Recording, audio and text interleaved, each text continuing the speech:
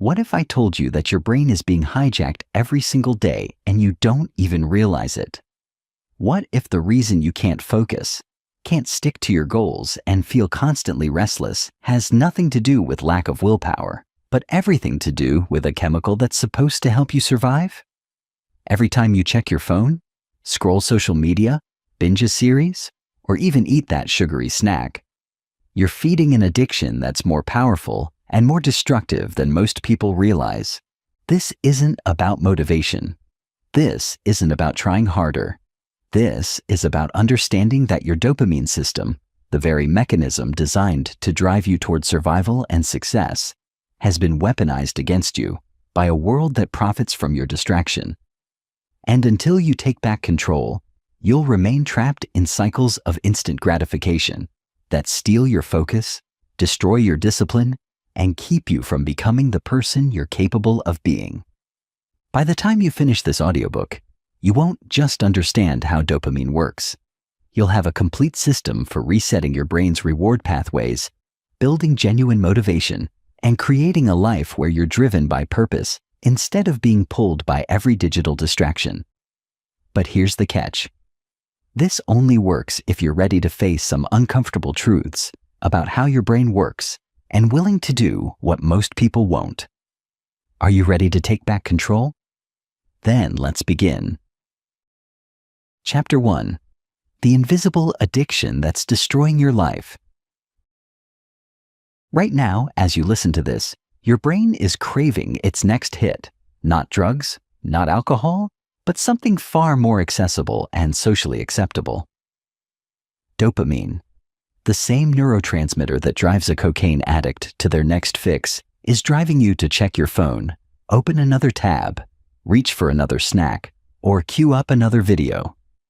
The difference? Society celebrates your addiction. Think about your last hour. How many times did you check your phone? How many notifications did you receive? How many different apps did you open? If you're like the average person, you checked your phone over 100 times today. That's not a habit. That's compulsive behavior driven by a dopamine system that's been completely hijacked.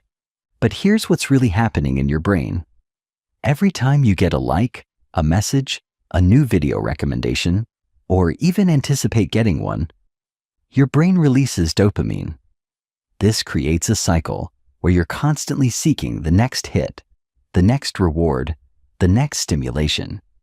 Your brain becomes addicted to the search itself, not even the finding. The most successful people in history, from Einstein to Steve Jobs, from Marcus Aurelius to Warren Buffett, all shared one critical trait. They could control their attention. They could sit with discomfort. They could delay gratification. They could think deeply without needing constant stimulation. But in today's world, that ability is being systematically destroyed. Studies show that the average person's attention span has dropped from 12 seconds to 8 seconds in just 2 decades. That's shorter than a goldfish. Your brain is literally being rewired for distraction, and every time you give in to the urge to check your phone or seek instant gratification, you're strengthening those neural pathways. Here's the brutal truth. You're not weak. You're not lazy. You're not lacking discipline. You're fighting against a system designed to capture your attention and a brain that's been hijacked by artificial stimulation. But the people who understand this, who learn to work with their dopamine system instead of against it, they become unstoppable. Think about the last time you tried to focus on something important. How long did you last before your mind wandered? How many times did you feel the urge to check your phone, grab a snack, or do something else? That restlessness, that inability to sit still, that constant need for stimulation, that's dopamine dysregulation. And it's killing your potential. But it gets worse. This constant stimulation doesn't just affect your focus. It affects your motivation. When your brain gets used to easy dopamine hits from scrollings, gaming, or binge watching, it stops being motivated by the harder, more meaningful activities that actually improve your life. Why would your brain want you to study, exercise, or work on your goals when it can get a dopamine hit from watching TikTok videos. This is why so many people feel stuck. They know what they should do, but they can't bring themselves to do it. They're not lazy. Their dopamine system is broken. They've trained their brain to expect constant stimulation, and anything that requires patience, focus, or delayed gratification feels impossibly difficult. The smartphone in your pocket isn't just a tool. It's a dopamine delivery device more sophisticated than anything that's ever existed in human history. Every app is designed by teams of neuroscientists and behavioral psychologists whose job is to make their product as addictive as possible. They use the same techniques that casinos use: variable reward schedules, social validation, fear of missing out, infinite scroll. Your phone is a slot machine, and you're pulling the lever all day long. But here's what gives me hope. Your brain has something called neuroplasticity.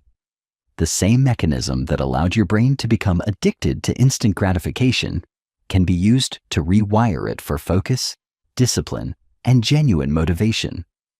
The neural pathways that keep you trapped can be weakened, and new pathways that drive you toward your goals can be strengthened.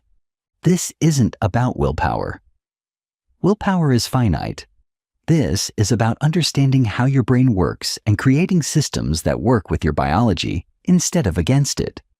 This is about taking back control of the most powerful organ in your body and using it to create the life you actually want instead of the life you're being programmed to accept. Chapter 2: The Science of Dopamine. Why your brain betrays you. To understand how to fix your dopamine system, you first need to understand what dopamine actually is and how it's supposed to work. Most people think dopamine is the pleasure chemical, but that's not accurate. Dopamine isn't about pleasure. It's about seeking. It's about wanting. It's about the anticipation of reward, not the reward itself. Here's how it's supposed to work. You see something that might be beneficial for your survival or reproduction.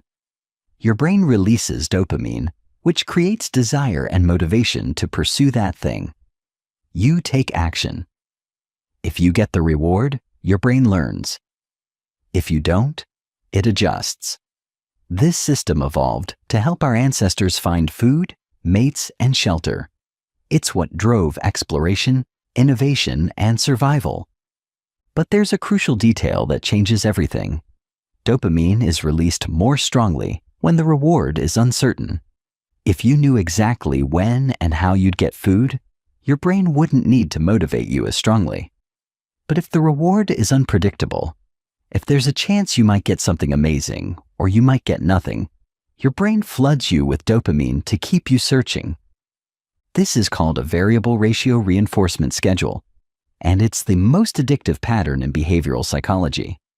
It's why gambling is so addictive. It's why social media is so addictive. It's why you can't stop checking your phone. You never know when you might get that like, that message, that perfect video. Your brain treats every phone check like a potential lottery win. But here's where it gets really dangerous. In our modern world, these uncertain rewards are everywhere, and they're available instantly. You don't have to hunt for food.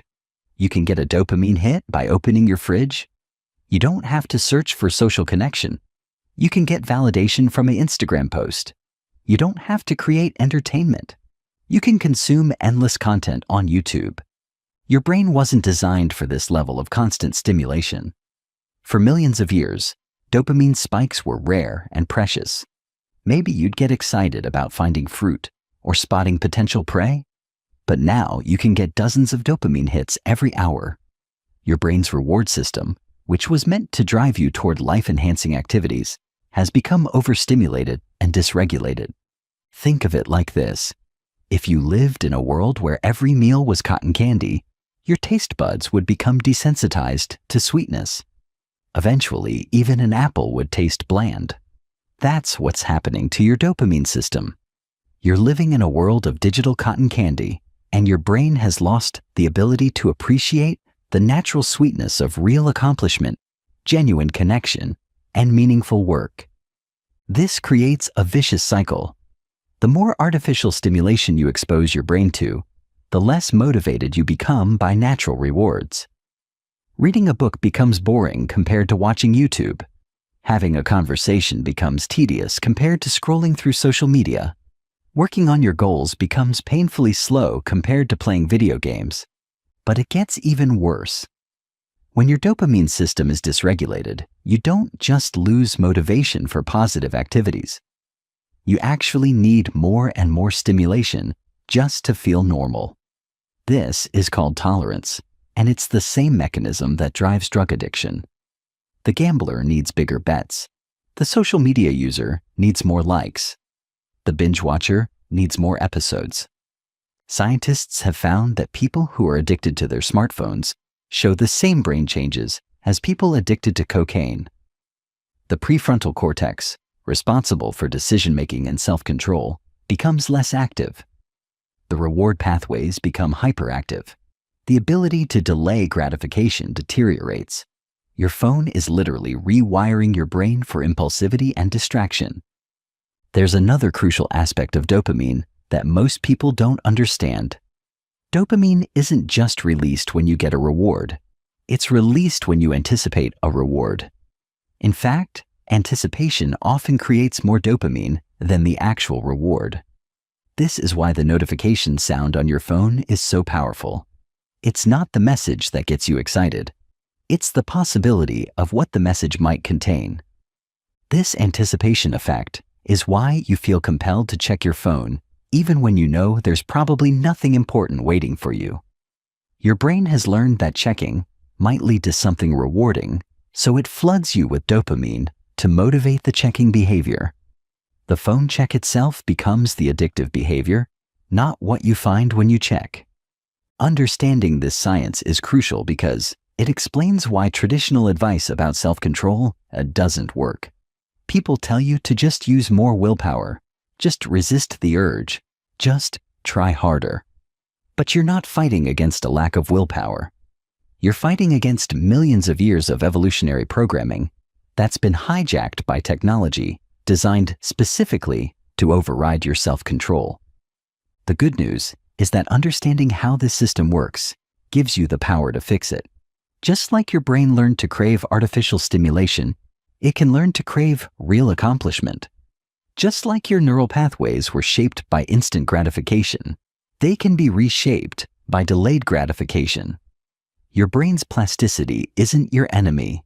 It's your greatest asset for transformation. Chapter 3: How Modern Society Hijacked Your Reward System. Your dopamine system wasn't broken by accident. It was broken by design. Some of the smartest people in the world, armed with billions of dollars and decades of research into human psychology, have spent the last 20 years figuring out exactly how to capture your attention and keep it.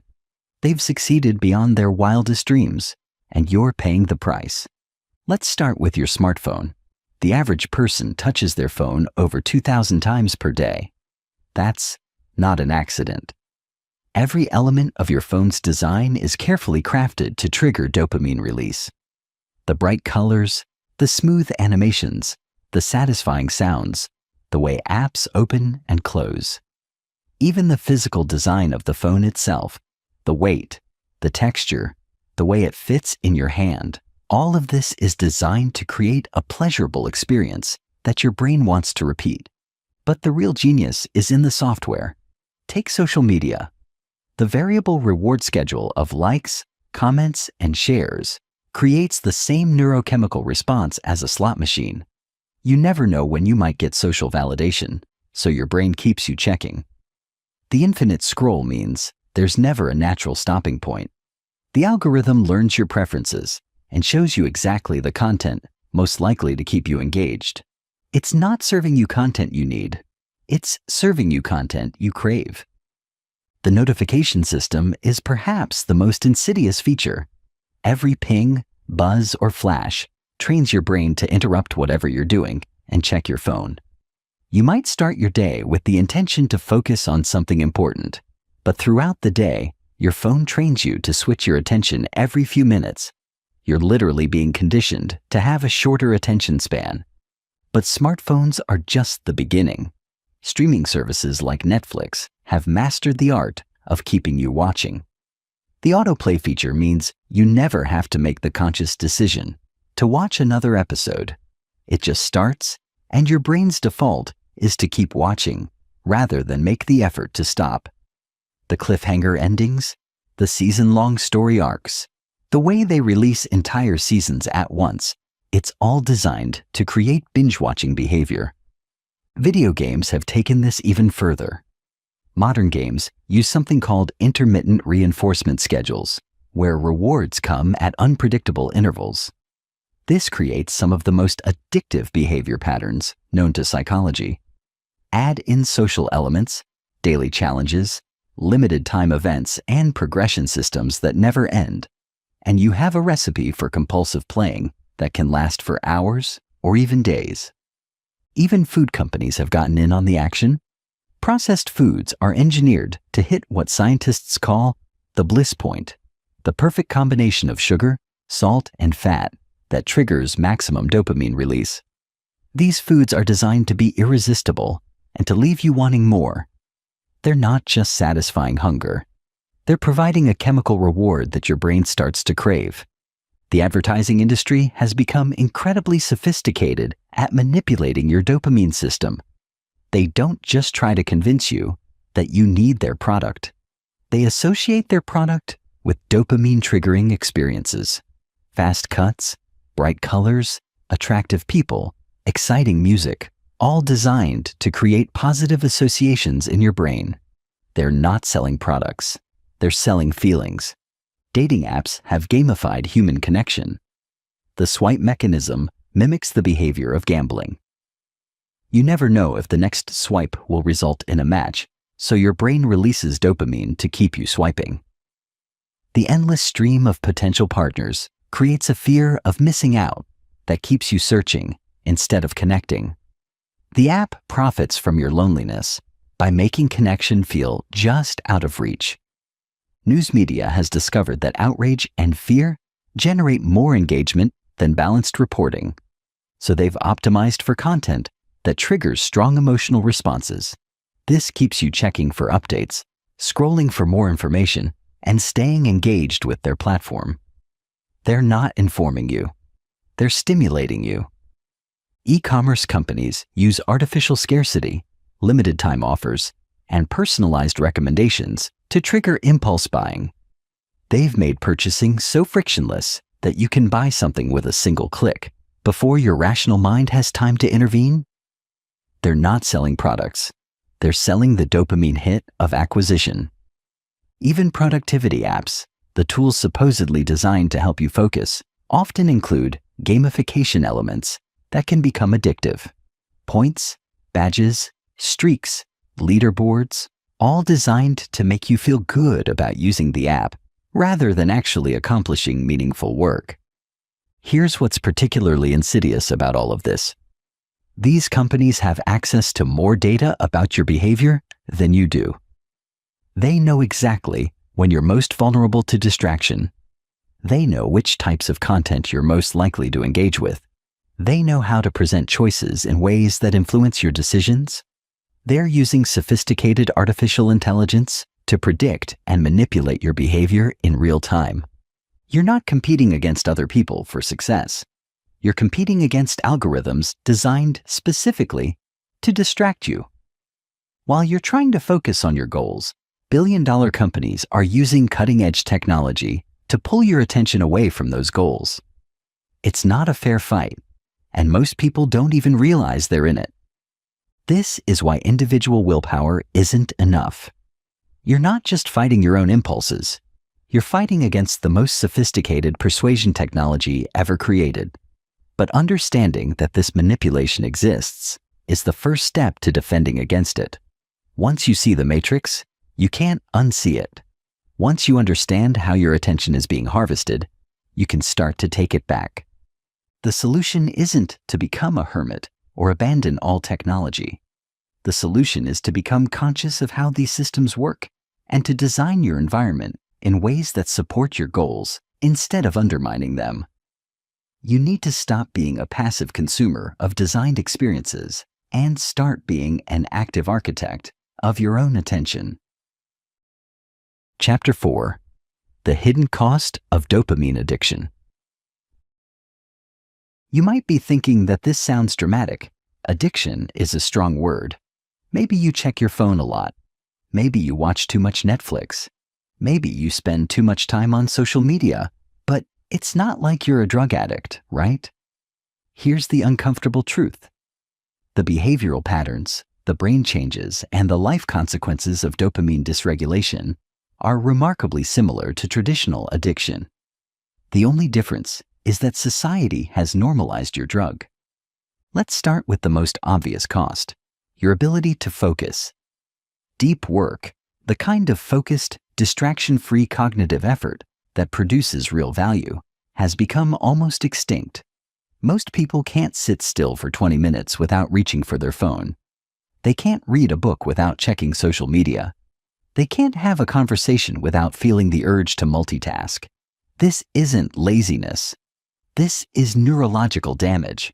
When your brain is constantly switching between tasks, constantly responding to interruptions, constantly seeking stimulation, it loses the ability to sustain attention on difficult or important work. The neural pathways responsible for deep focus weaken from lack of use. Meanwhile, the pathways responsible for task switching and distraction seeking become stronger. You're literally rewiring your brain for mediocrity. This has massive career implications. In an economy where the ability to quickly learn complex skills and produce valuable work is everything, people who can't focus are at a severe disadvantage.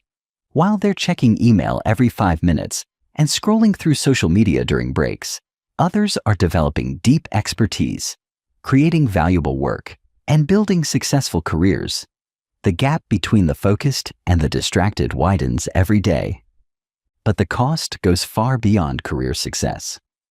Dopamine dysregulation affects your ability to enjoy simple pleasures. When your brain is accustomed to the high-intensity stimulation of video games, social media, and binge-watching, normal life starts to feel boring.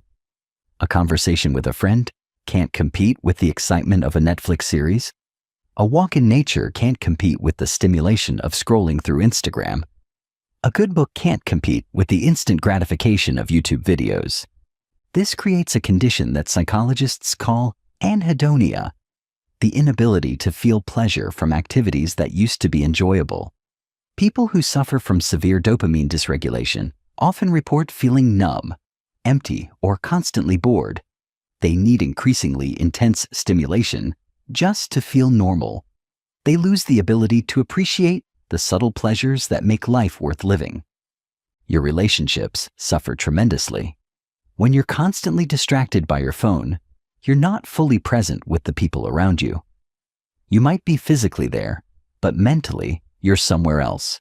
This creates shallow connections and prevents the deep bonding that comes from undivided attention. People can sense when you're not really listening, when you're just waiting for your turn to check your phone. Moreover, the dopamine hits from social media can start to feel more rewarding than real social interaction. Why have a deep conversation when you can get instant validation from posting a photo?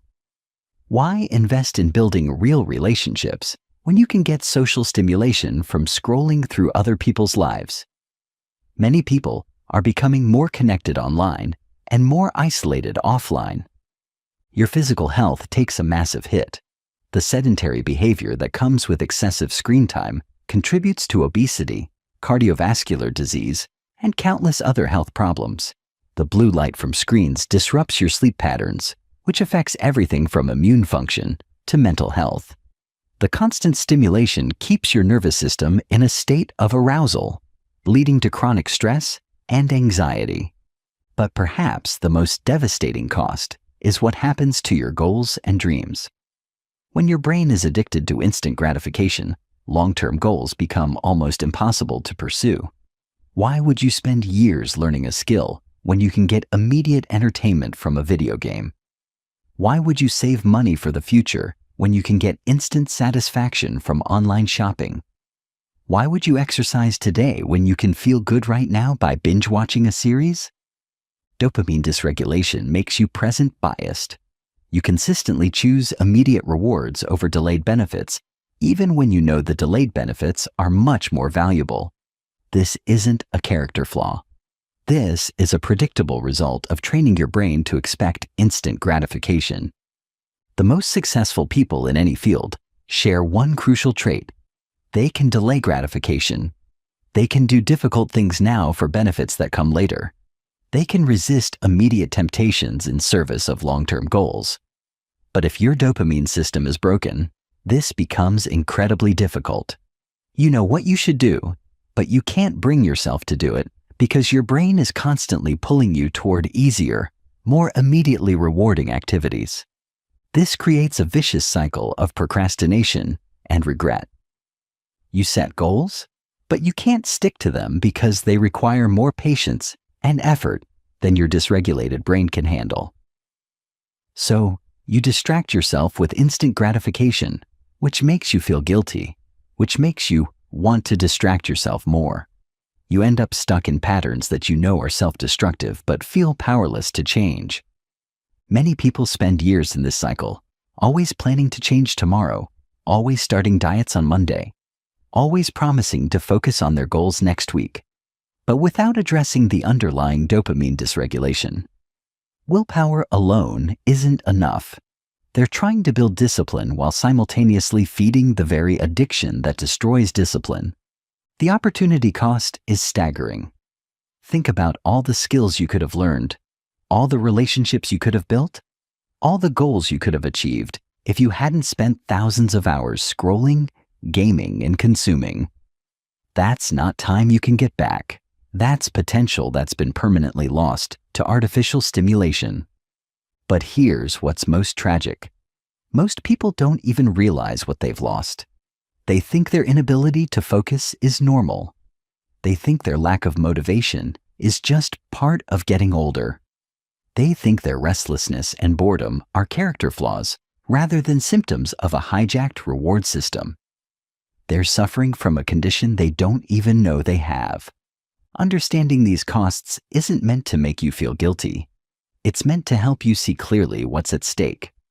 Every moment you spend in mindless distraction is a moment you're not spending becoming the person you're capable of being. Every dopamine hit from artificial stimulation is training your brain to be less motivated by real accomplishment.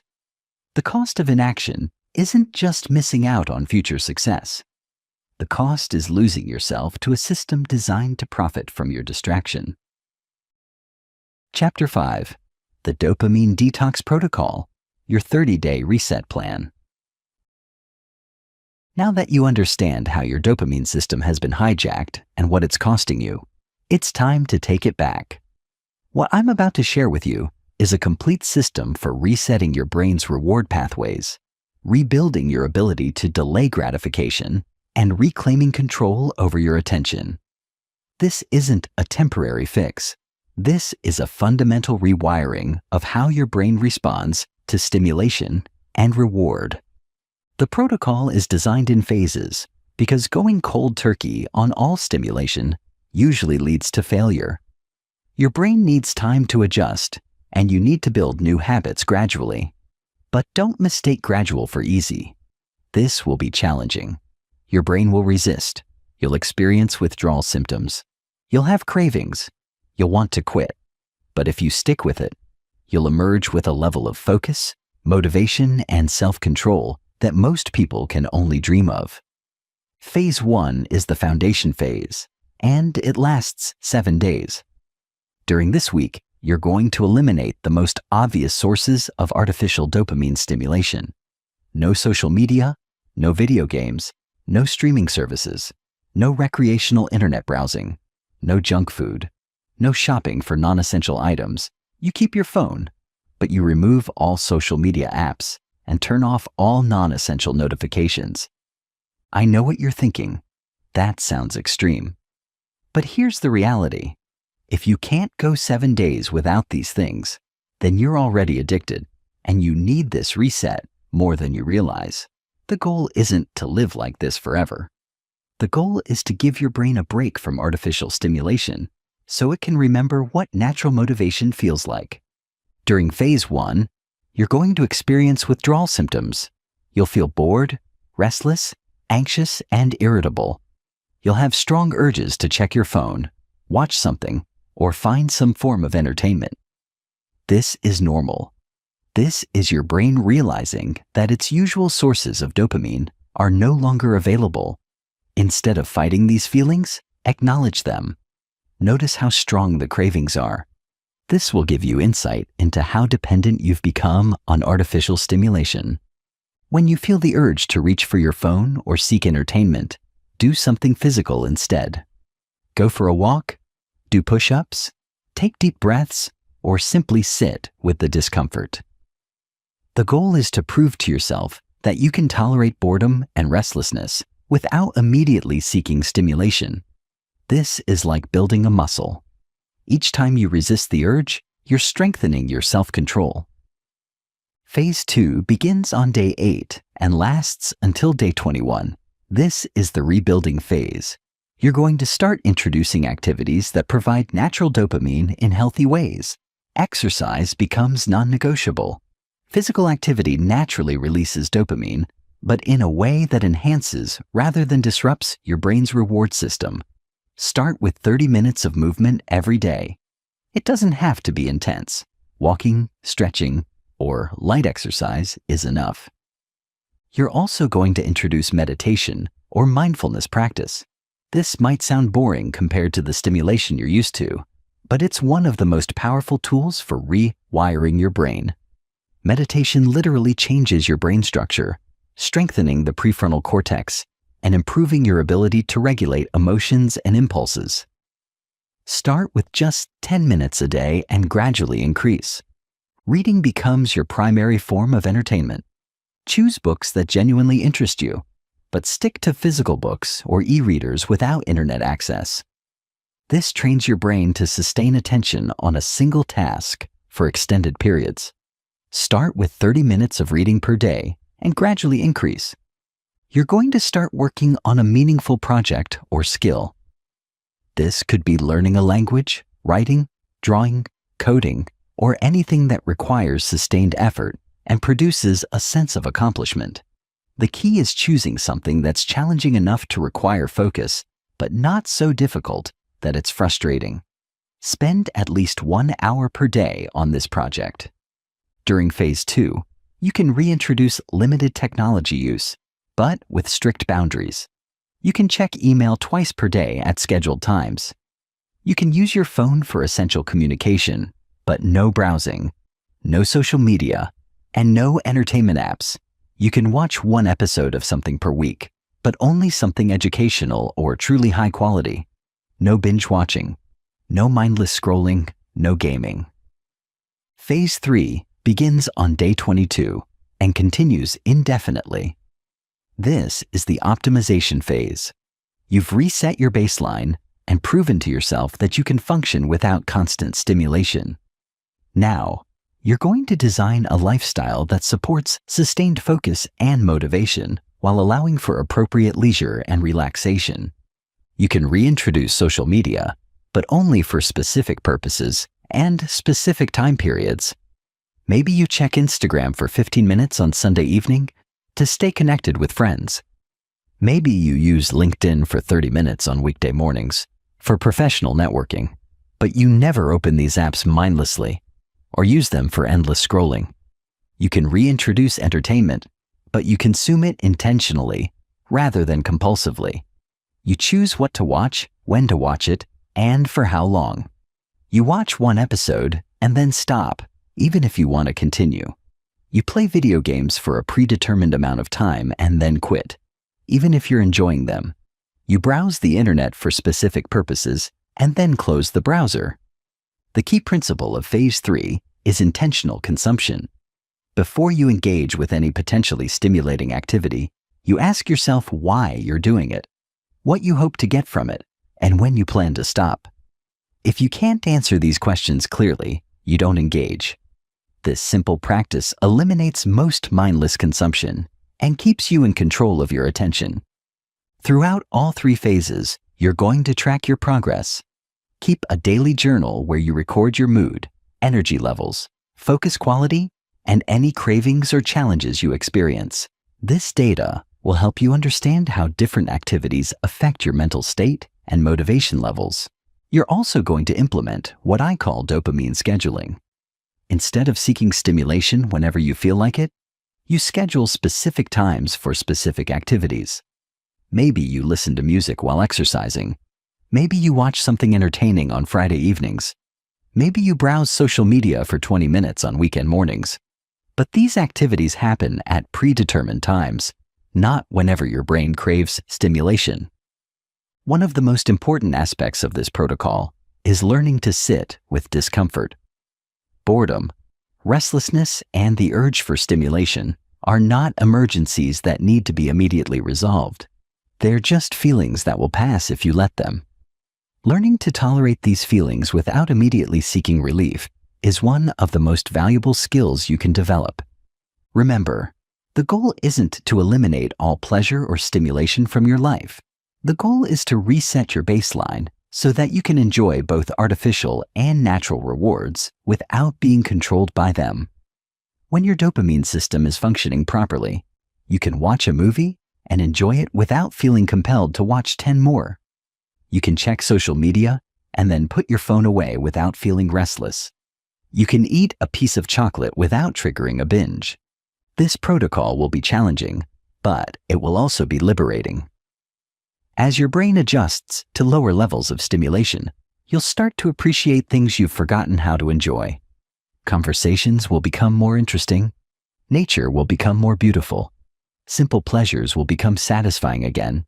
And most importantly, you'll regain the ability to pursue long-term goals with sustained focus and motivation.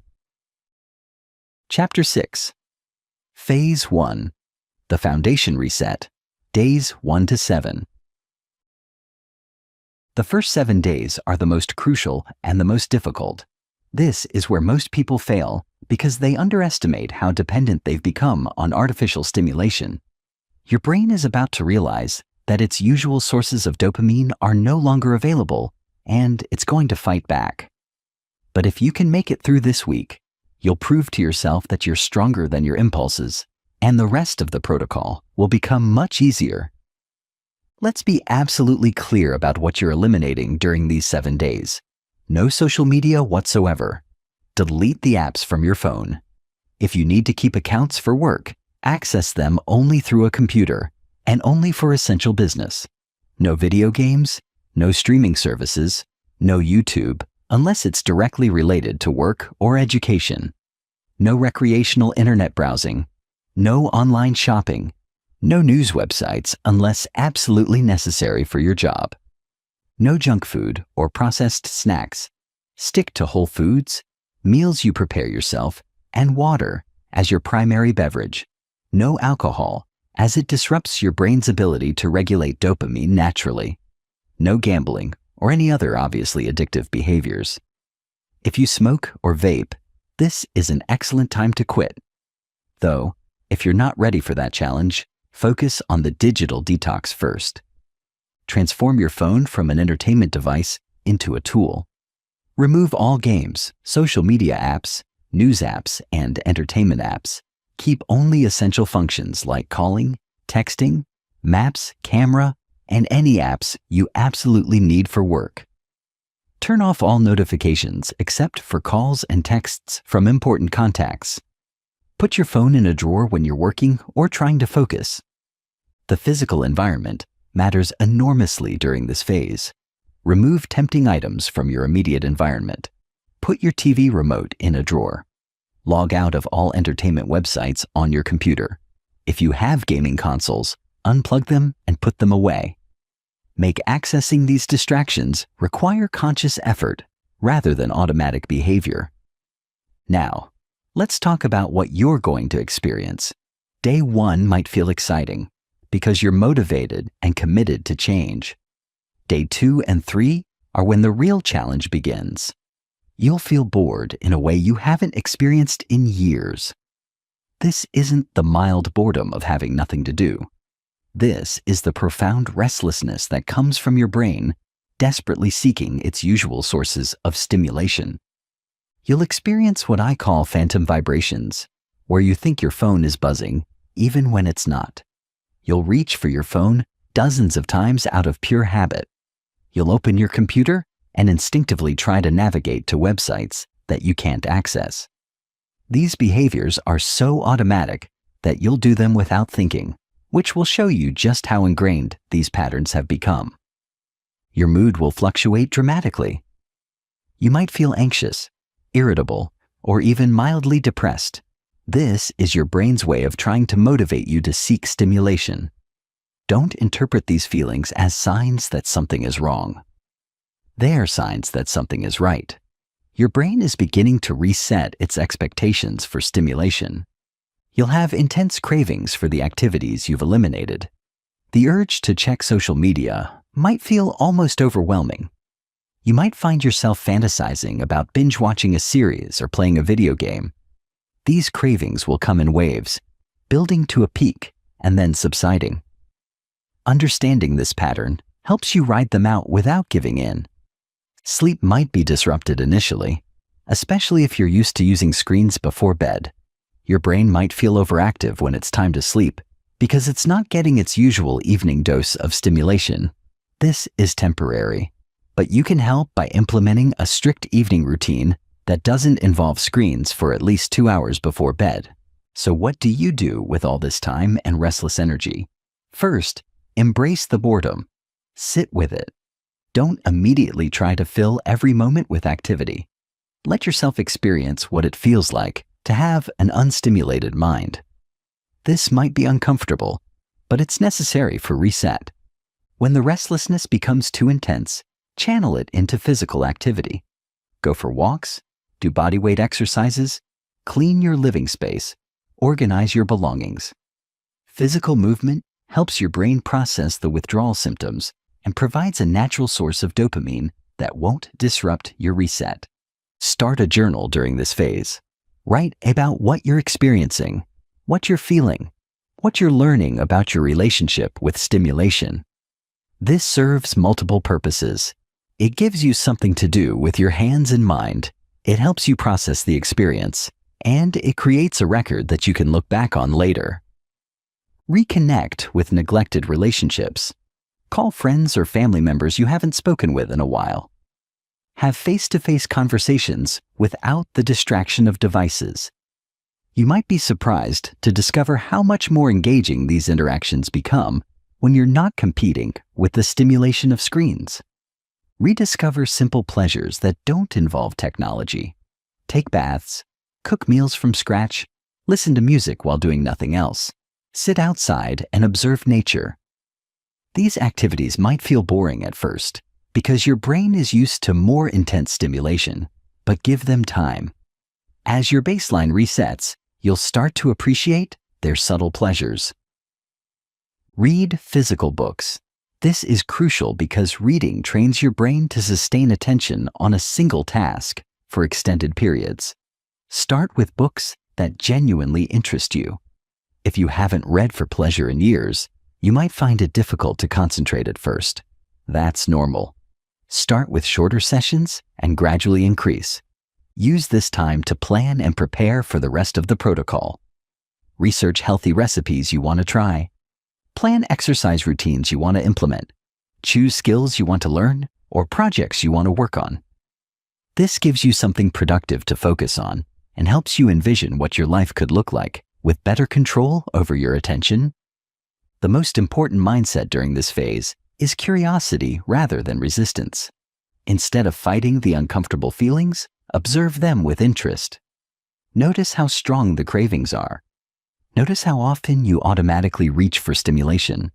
Notice how your brain tries to convince you that you need entertainment or social media. This observation helps you understand your patterns without being controlled by them. By day 6 or 7, you should start to notice some changes. The intense cravings begin to subside. You might have moments of feeling surprisingly calm or focused. You might enjoy a conversation or a meal more than you have in months. These are signs that your brain is beginning to reset its expectations for stimulation. Don't celebrate by immediately reintroducing the activities you've eliminated. The temptation will be strong, especially if you're feeling better. But phase 1 is just the beginning. Your brain has started to reset, but it's not fully rewired yet. If you go back to old patterns now, you'll undo the progress you've made and have to start over. Instead, use the confidence from completing phase 1 to fuel your motivation for phase 2. You've proven that you can survive without constant stimulation. You've shown yourself that you're stronger than your impulses. Now it's time to build something better in place of what you've removed. Chapter 7. Phase 2. Rebuilding Natural Reward Systems. Days 8 to 21. You've made it through the hardest part. Your brain has started to adjust to lower levels of stimulation, and you've proven to yourself that you can function without constant entertainment and distraction. Now comes the exciting part. You're going to rebuild your reward system using activities that enhance rather than hijack your brain's natural dopamine production. This phase is about creating new neural pathways that will serve you for the rest of your life. The key principle of phase 2 is replacement, not restriction. Instead of just avoiding harmful activities, you're going to actively engage in beneficial ones.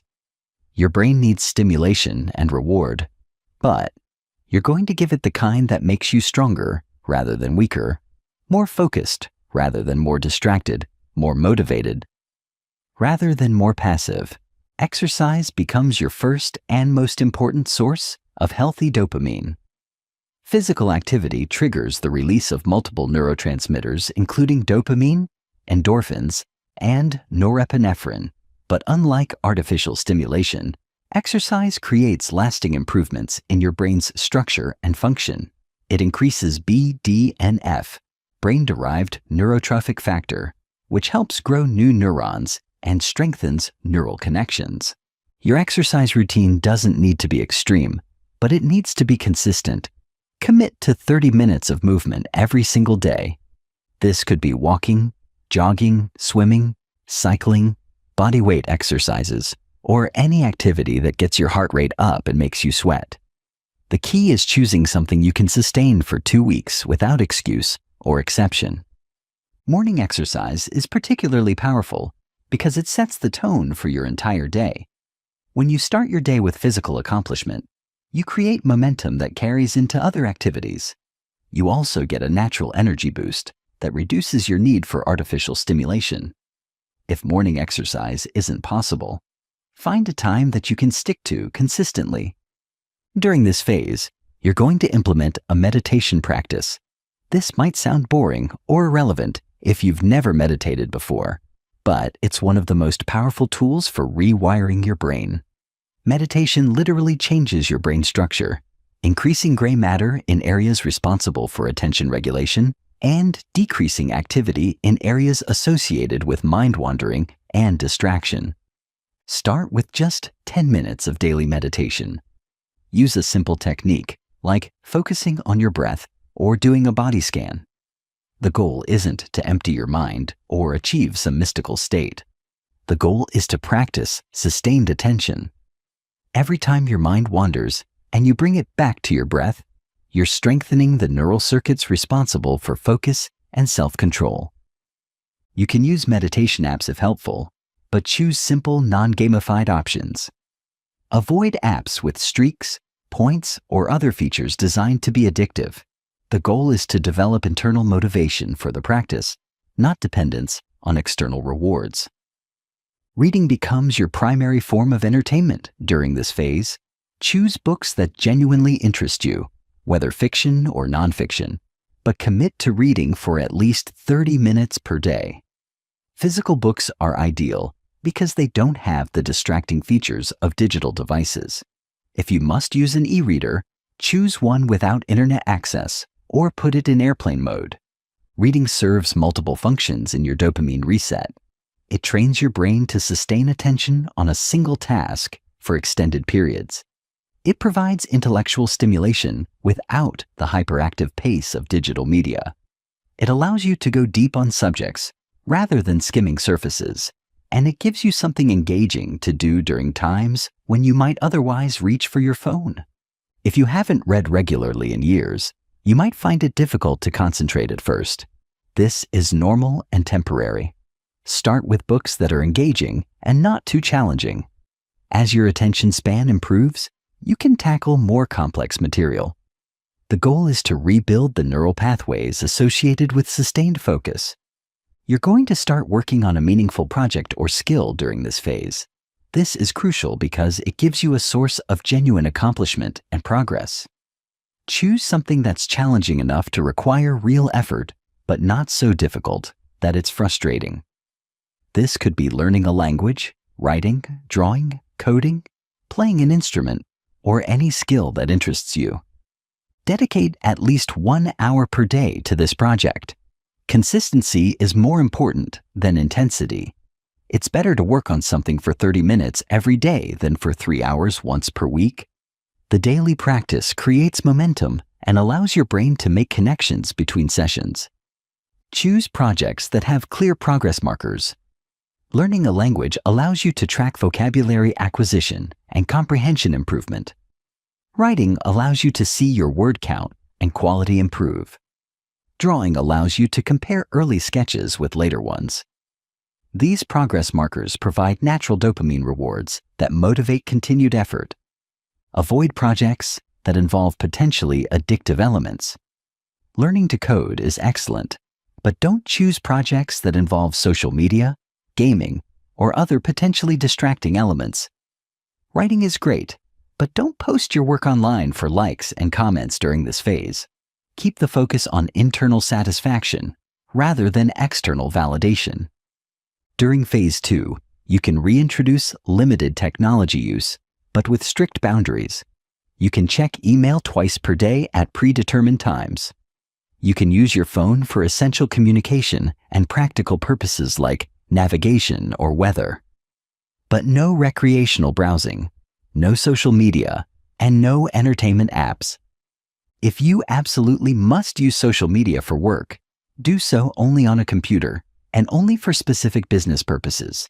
Set a timer and stick to it. Never browse aimlessly or get pulled into the endless scroll. Have a specific purpose, accomplish it, and then close the application. You can watch one piece of quality entertainment per week during this phase. This could be a documentary, a high-quality film, or an episode of an educational series. But no binge watching, no mindless channel surfing, and nothing purely designed for escapism. Choose content that educates, inspires, or enriches your perspective. Sleep becomes a crucial part of your routine during this phase. Poor sleep disrupts dopamine regulation and makes it much harder to resist cravings for instant gratification. Establish a consistent sleep schedule, going to bed and waking up at the same time every day. Create an evening routine that doesn't involve screens for at least 2 hours before sleep. Your bedroom should be a technology-free zone. Charge your phone in another room. Use an analog alarm clock instead of your phone. Keep your bedroom cool, dark, and quiet. If you've been using screens before bed for years, it might take time to adjust to falling asleep without digital stimulation, but this is essential for proper dopamine regulation. Nutrition plays a significant role in dopamine production and regulation. Focus on whole foods, particularly those rich in tyrosine, the amino acid that your brain uses to make dopamine. These include fish, chicken, eggs, dairy products, almonds, and bananas. Avoid processed foods, excessive sugar, and artificial stimulants like energy drinks. Meal preparation becomes an important practice during this phase. Cooking your own meals requires planning, patience, and attention to detail. It's a form of delayed gratification that produces both nutritional and psychological benefits.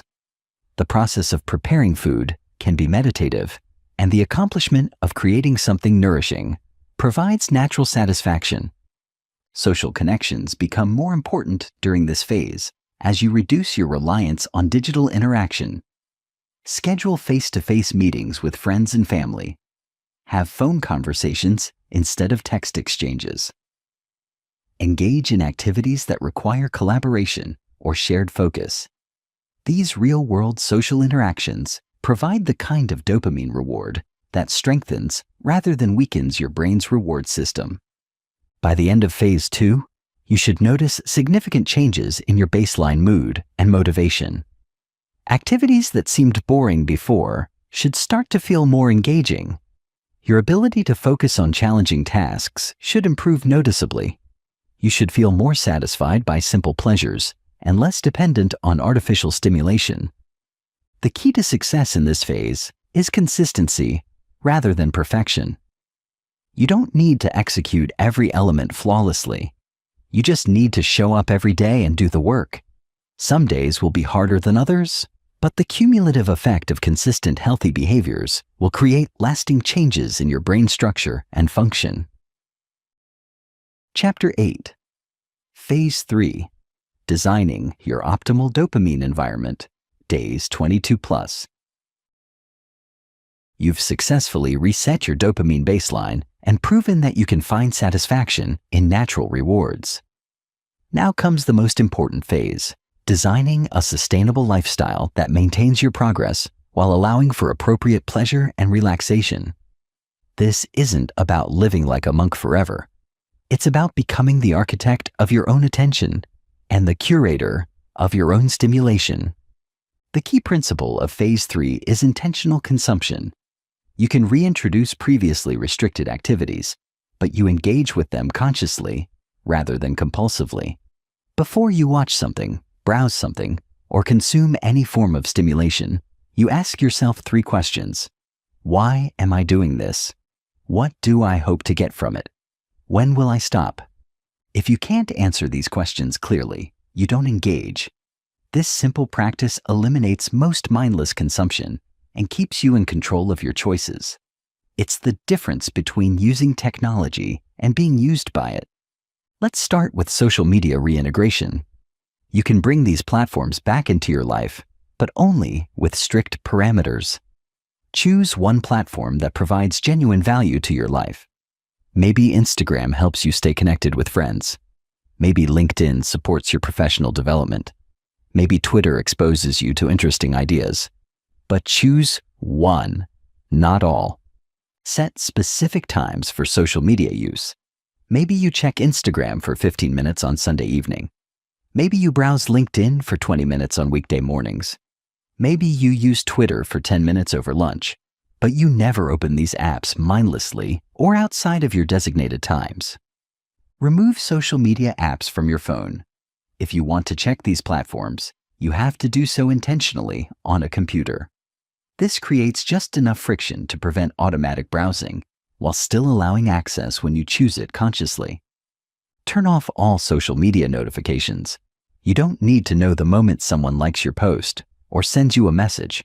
Check these platforms on your schedule, not when the algorithm decides you should be checking them. When you do engage with social media, engage actively rather than passively. Comment meaningfully on posts that interest you. Share content that provides value to others. Use these platforms to strengthen real relationships rather than to escape from reality. Entertainment consumption requires similar intentionality. You can watch movies, series, and videos, but you consume them purposefully rather than compulsively.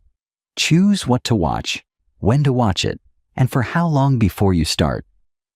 Never turn on the TV or open YouTube just to see what's available. Implement the 1-episode rule for series. Watch 1 episode, then pause and consciously decide whether to continue. If you choose to watch another episode, do so as a deliberate choice, not as automatic behavior. This simple practice eliminates binge watching while still allowing you to enjoy quality entertainment. Schedule entertainment consumption for specific times. Maybe you watch something on Friday evenings to unwind from the work week. Maybe you watch a documentary on Sunday afternoons.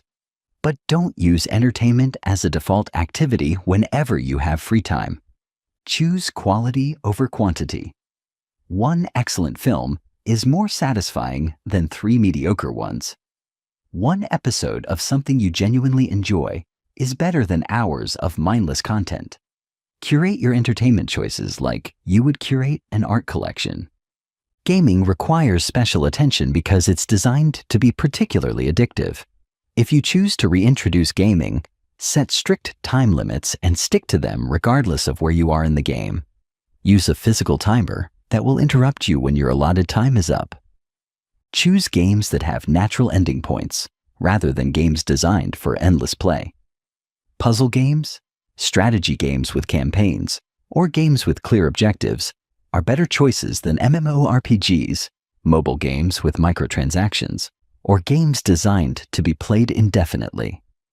Never game when you have other priorities. Gaming should be a conscious reward for completing important tasks, not an escape from responsibilities. If you find yourself gaming when you should be working, studying, or taking care of important business, remove gaming from your life entirely. Your phone needs permanent modifications to support your new relationship with technology. Keep it out of your bedroom. Charge it in another room and use an analog alarm clock. Never check your phone first thing in the morning or last thing before bed. Create phone-free zones and times. No phones during meals. No phones during conversations with other people. No phones during the first hour after waking up. No phones during focused work sessions. These boundaries help maintain the human connections and deep work capacity that excessive phone use destroys. Use your phone's built-in screen time tracking to monitor your usage.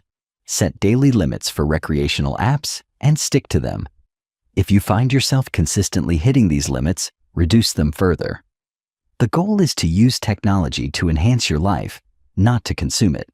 Batch communication instead of responding to messages throughout the day. Check and respond to emails, texts, and messages at specific times, rather than whenever they arrive. This prevents constant interruption while ensuring that you're still responsive to important communication. Work environment design becomes crucial during this phase. Create a dedicated workspace that's optimized for focus. Remove distracting items from your immediate environment. Use website blockers during work hours to prevent access to recreational sites. Keep your phone in a drawer or another room while working. Implement time blocking for your most important work. Identify your peak focus hours and protect them fiercely. During these times, you work on your most challenging and important tasks without any interruption or distraction. This deep work capacity is your most valuable asset in the modern economy. Take regular breaks during work, but make them restorative rather than stimulating. Go for short walks, do breathing exercises, or simply rest your eyes. Avoid using breaks to check social media or consume other stimulating content, as this makes it harder to return to focused work. Nutrition continues to play an important role in dopamine regulation. You can reintroduce occasional treats and indulgences, but do so consciously. Enjoy a piece of cake at a celebration, but don't keep junk food in your house for mindless consumption. Savor special meals, but don't use food as entertainment or emotional regulation. Pay attention to how different foods affect your mood and energy levels. Notice how processed foods impact your ability to focus. Notice how sugar affects your cravings for other stimulating activities. Use this awareness to make food choices that support your goals rather than undermine them. Physical exercise remains non-negotiable. You've built this habit during phase 2, and it needs to continue indefinitely. Exercise is one of the most powerful tools for maintaining healthy dopamine levels, managing stress, and supporting overall brain health. Find forms of movement you enjoy and build them into your routine permanently. Meditation or mindfulness practice should also continue long-term. You can adjust the duration or style based on your preferences, but maintain some form of daily attention training. This practice becomes the foundation of your ability to choose your focus, rather than being pulled by every distraction. Reading should remain a primary form of entertainment and education. Continue dedicating time to books, but you can be more flexible about genres and topics. The important thing is maintaining the practice of sustained attention and deep learning that reading provides. Your meaningful project or skill development should evolve into a lifelong practice. You don't have to stick with the same project forever, but always have something challenging and rewarding that you're working to improve. This provides a constant source of genuine accomplishment and progress. Regular self-assessment becomes important for long-term success. Weekly or monthly, evaluate how well you're maintaining your practices and whether you're sliding back into old patterns. Be honest about what's working and what isn't. Adjust your systems as needed to maintain progress. The goal of Phase 3 isn't perfection. It's conscious choice. You'll occasionally watch too much of something, spend too long on social media, or get pulled into mindless browsing. The difference is that you'll notice when this happens and quickly return to your intentional practices rather than spiraling into old patterns. Remember that your environment will constantly try to pull you back toward excessive stimulation. New platforms will emerge, new games will be released, new forms of entertainment will be designed to capture your attention. Your defense against this is not willpower, but systems. Good systems make good choices automatic and bad choices difficult. The ultimate measure of success in this phase is not how perfectly you avoid all artificial stimulation, but how consciously you choose your stimulation. When you can enjoy entertainment without being controlled by it, use social media without being addicted to it, and consume content without being consumed by it, you've achieved true freedom in the digital age. Chapter 9. Building Unshakable Focus in a Distracted World. Focus has become the ultimate competitive advantage in the modern world. While most people's attention spans continue to shrink, those who can maintain deep concentration for extended periods are able to accomplish extraordinary things. But building unshakable focus isn't just about removing distractions. It's about training your brain to sustain attention even when distractions are present. The foundation of unshakable focus is understanding that attention is like a muscle. The more you train it, the stronger it becomes. The less you use it, the weaker it gets. Most people live in a constant state of attention switching, never giving their focus muscle a real workout. They check email, respond to messages, browse social media, and multitask throughout the day, wondering why they can't concentrate when they need to. Real focus training requires sustained attention on a single task for extended periods. This is becoming increasingly rare in our hyper-connected world, which is why it's becoming increasingly valuable. When you can focus deeply while others are distracted, you can learn faster, produce better work, and solve complex problems that others can't even attempt. The first principle of focus building is starting with short sessions and gradually increasing duration. If you can only focus for 10 minutes without distraction, don't try to immediately jump to hour-long sessions. Start with 15-minute focused work blocks, then 20, then 30, gradually building your capacity over weeks and months. Use a timer for your focus sessions. When you start a focus block, set a timer and commit to working on a single task until it goes off. During this time, you don't check your phone, respond to messages, or switch to other tasks. If your mind wanders, notice it and gently bring your attention back to the task.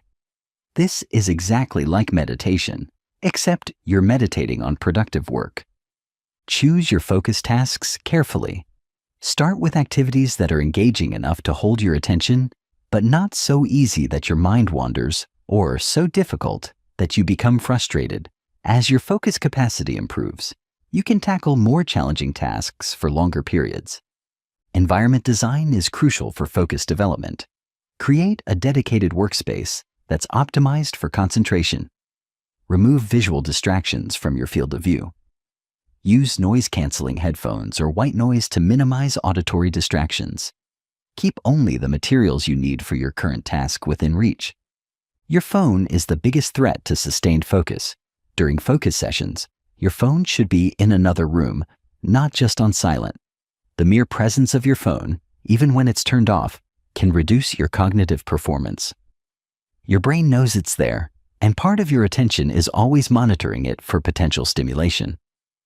Batch similar tasks together to minimize attention switching.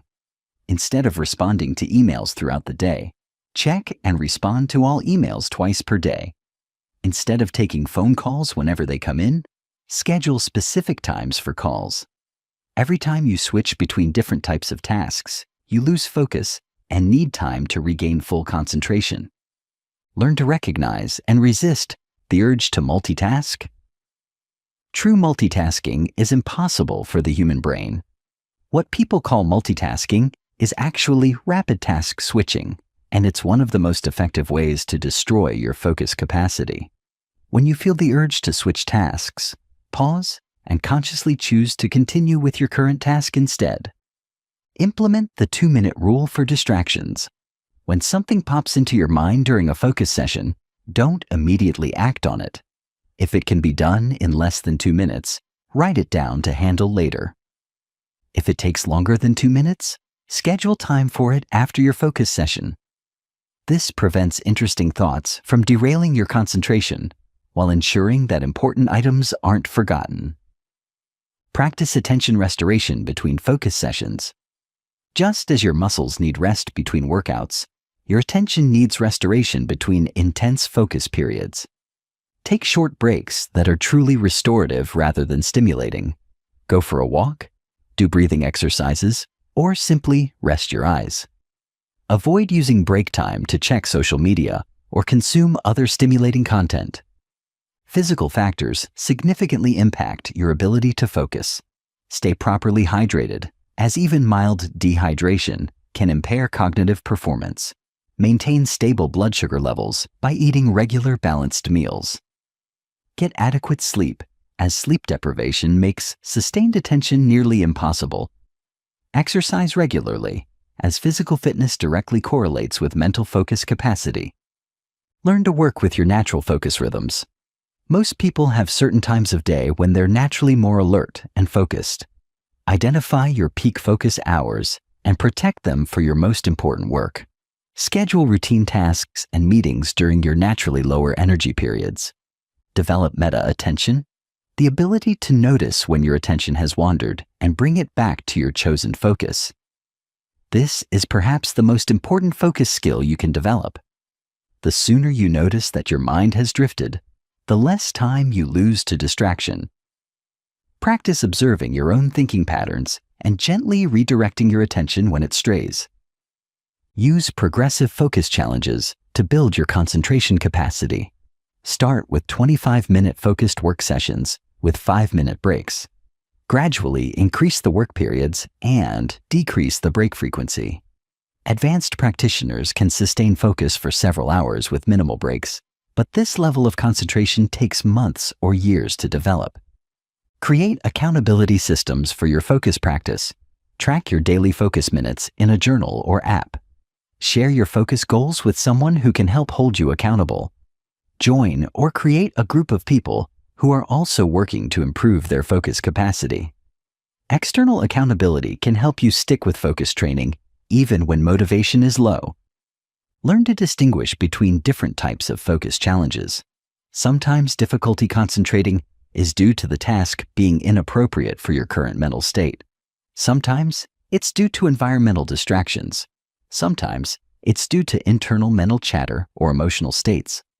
Identifying the type of focus challenge helps you choose the appropriate solution. Practice single tasking in all areas of your life, not just work. When you eat, just eat. When you walk, just walk. When you have a conversation, just have a conversation.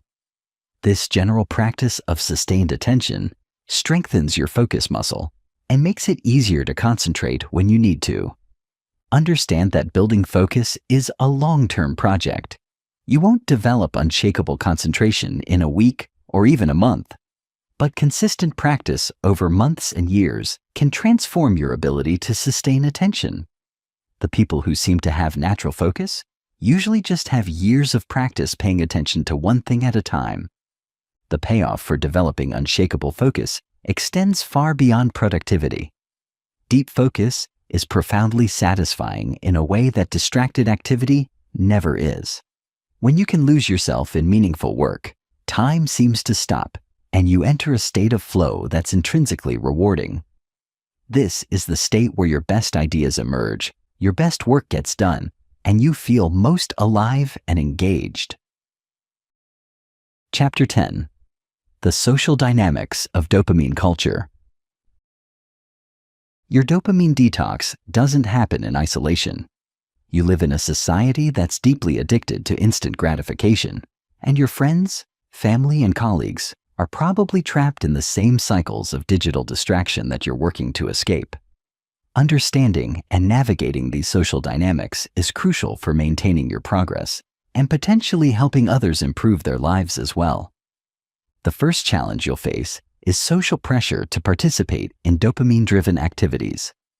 When you stop mindlessly scrolling social media, some people will interpret this as antisocial behavior. When you don't immediately respond to non-urgent messages, some people will assume you're ignoring them. When you decline invitations to activities that involve excessive stimulation, some people will think you've become boring or judgmental. This pressure isn't usually malicious. It's often driven by people's own insecurity about their digital habits. When you demonstrate that it's possible to live without constant stimulation, you inadvertently challenge their choices. Your behavior forces them to confront their own relationship with technology, which can make them uncomfortable. Prepare responses for common social situations. When people ask why you're not on social media, you can simply say you're taking a break to focus on other priorities. When friends want to binge watch something together, you can suggest alternative activities or participate for a limited time. When colleagues expect immediate email responses, you can set clear expectations about your communication schedule. Be honest about your boundaries without being preachy. You don't need to convince everyone that they should also do a dopamine detox. Simply live your values and let your results speak for themselves. When people see that you're more focused, more present, and more productive, some will naturally become curious about your methods. Recognize that some relationships may change as you develop better control over your attention. Friends who only connected with you through shared digital habits may drift away. Colleagues who bond over complaining about social media drama may find you less relatable. This isn't necessarily a bad thing.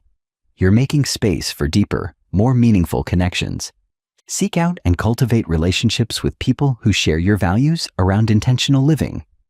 Look for friends who prefer face-to-face conversations over texting, who choose activities based on genuine interest rather than social media potential, who can be present during shared experiences without constantly documenting them.